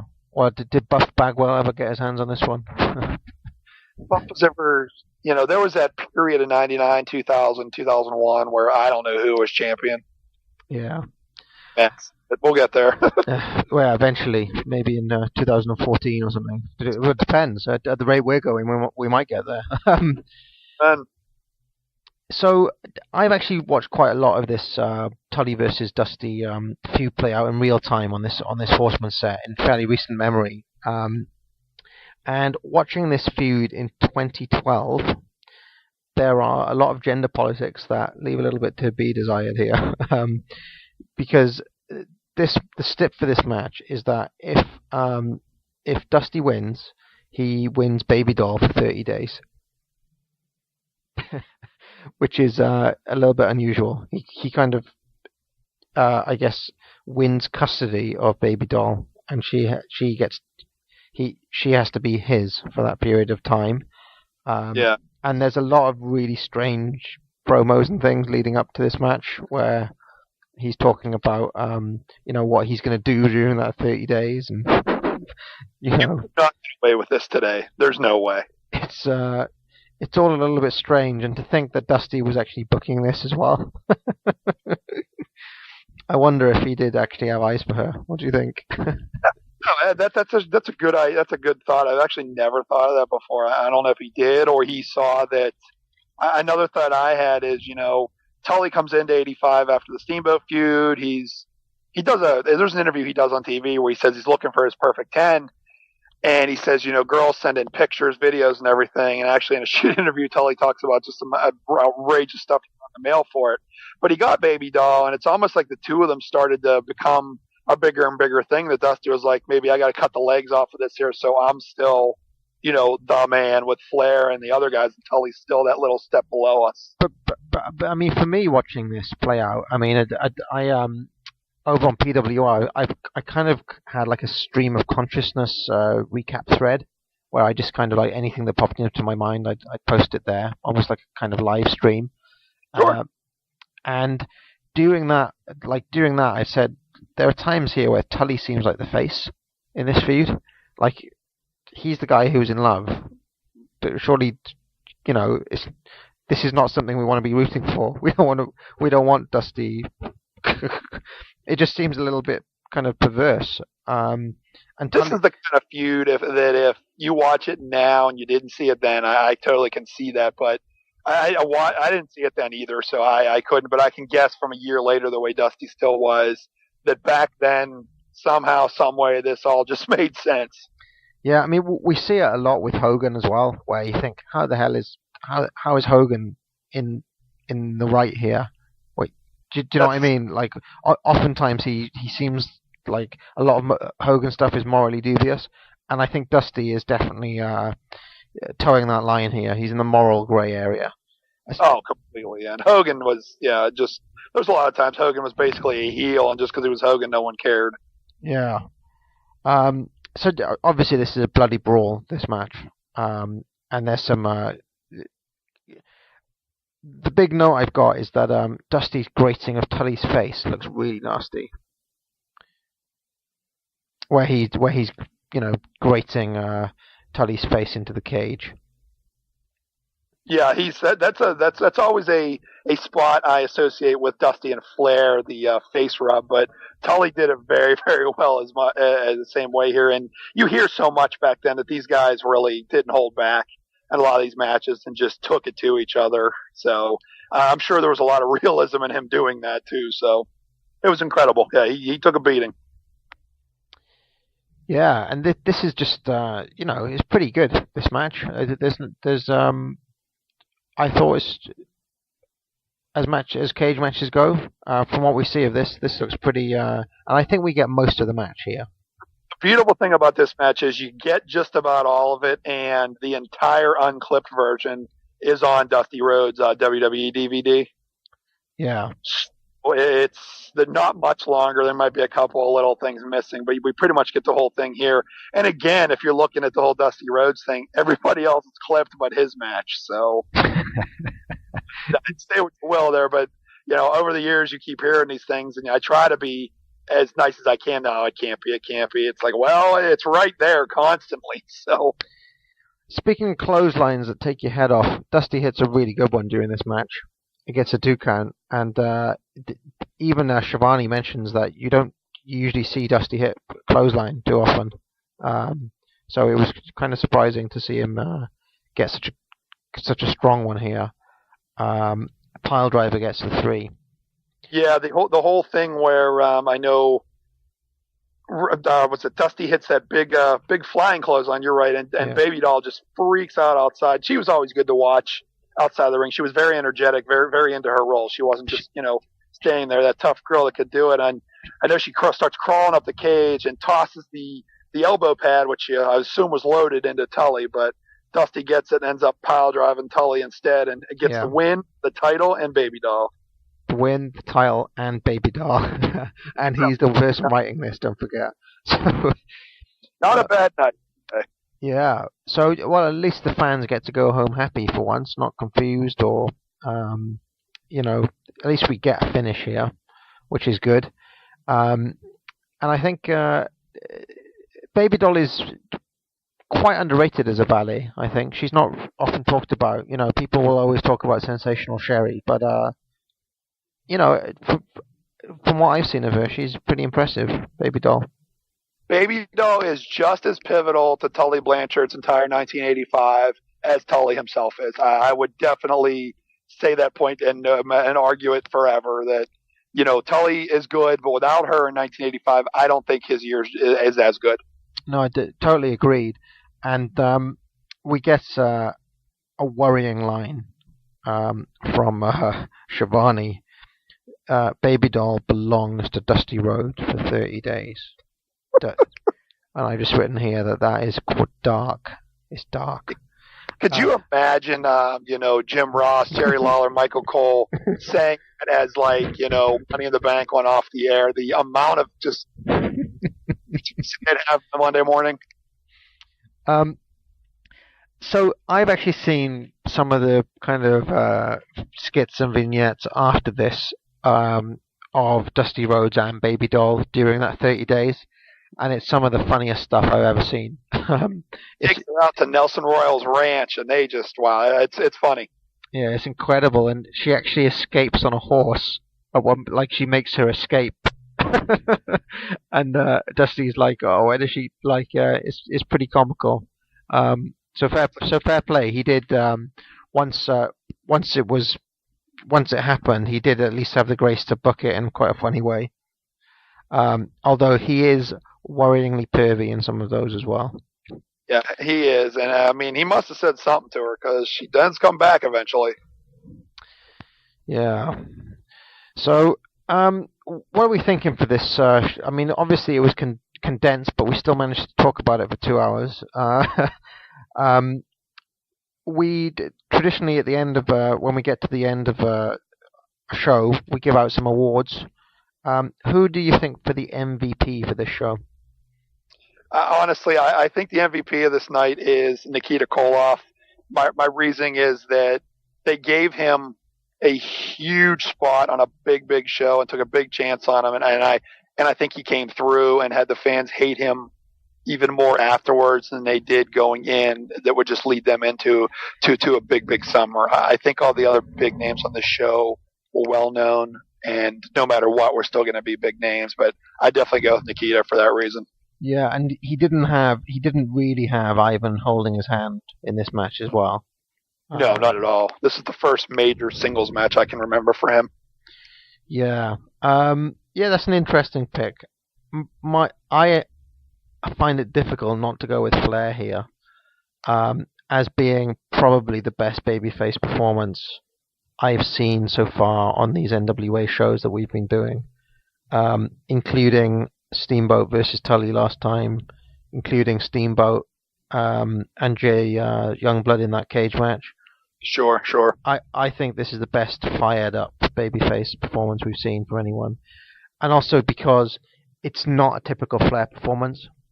And anybody, like all of those guys who say every Ric Flair match is the same, Flair does the same stuff in every match. Well, they should watch shows like this and where he's doing something completely different. The face Flair was a whole different ball of wax than the heel Flair that eventually did kind of get into a rhythm. Yeah, the JDW on the forums has got this line about him being a bitch champ. He always worked as a bitch, where the majority of the offense is. It's almost like he's kind of playing Ricky Morton in the matches, if that makes any sense. That's the thing I personally loved about Flair back then, and I really appreciate it now that he talks so much shit. He'd get his ass kicked, and he'd still walk out there with that title and show up the next night and talk more shit. I loved it. Yeah, but the reason I've gone for him tonight as the MVP is that this match showed that on offense, Flair can still be great. If that makes any sense, where he's the one dishing it out. Completely. And he still got his ass handed to him as well. By the heel beat down and the, he still got color and he still, did a pretty tremendous selling job as well. So completely, yes. I understand why you've gone for Nikita, but I do think it's sometimes easy to take Flair for granted. It's not fair to Flair. Good call. So we also go for a match of the night as well. I'm going to go with the TV title match simply because it's the only one that's not clipped. I think if I can see the entire Flair Nikita match, my opinion would change. But there are a couple spots in there where you're watching it and something changes. And for me personally, I don't like a lot of clipped matches. It's just a pet peeve of mine. If I have a match, if I can find it in its full version, that's my goal to find it. So definitely Dusty and Tully just because it's in its entirety.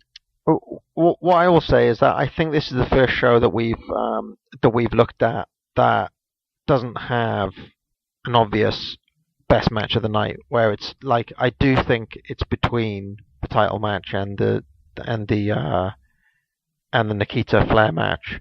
I guess there's a very outside shot of Russians versus Row Warriors, but that has too much wrong with it to really be in the conversation.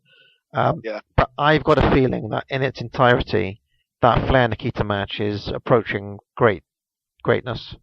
Yeah, I couldn't agree more. I definitely, like I said, if that thing was in its entirety, I probably wouldn't even have to bat an eye and say that's definitely the match.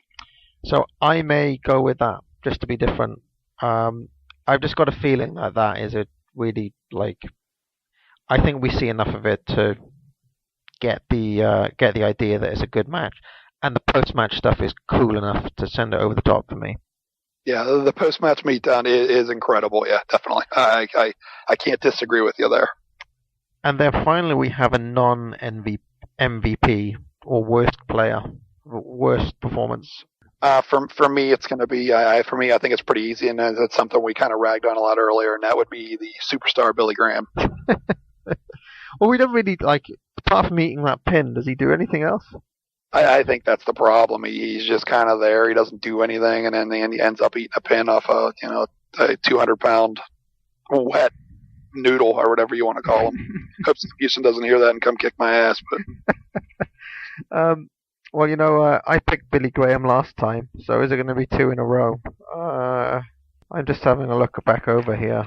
Who else was there? Is there any other contenders? This was actually this is probably the best show so far, I think, from top to bottom. You can always go with Jimmy Valiant. He has a lack of offense as well. No, I can't go with him just because of how over he was. And I always think that if you're getting over the crowd, you must be doing something right. You can't deny his popularity. I'm trying to think of who there was. I'm going to go with Rom Bass. Wow, nice, interesting. Just because, I don't know. No, I can't in truth say that he was worse than Graham. It's got to be Billy Graham, I'm afraid. Yeah, the man's he's gonna continue his path of destruction. Yeah, and he's got a real chance of being at next show as well, doesn't he? Definitely does. Off the top of my head, I think he may have it already. Yeah. We've spent a lot of time on these shows so far, talking about special guest ref spots. How is David Crockett faring against your Smoking Joe Frazier your Knitsky and your Sandy Scott, all of whom sucked. I really would say Crockett was the best because he kind of kept his nose the most out of it. Knitsky ruined what could have been one of the greatest matches of all time. Sandy Scott, he was there, but it wasn't that bad. And Frazier, the match really didn't do enough for me to be able to give him a good rating, so to really tell, and he ends up stopping it for blood loss. So I would definitely go with David Crockett. Fantastic. All right, well thank you very much for that, Brian. How did you think your how do you enjoy your first show? You know what? I love this. I could do this for hours and hours and hours. I love it. You know what I'm worried about? That when Chad gets back, because he always has a lot to say for himself, that these shows may end up being, 4 hours long. Let's cut them up into pieces. All right, well, thank you very much. No problem, man. Have a great night. Yeah, you too. Fans, for all of us here at WCW Center Stage, for Cowboy Bill Watts and the American Dream Dusty Rhodes, I'm Jim Ross saying good night, everybody.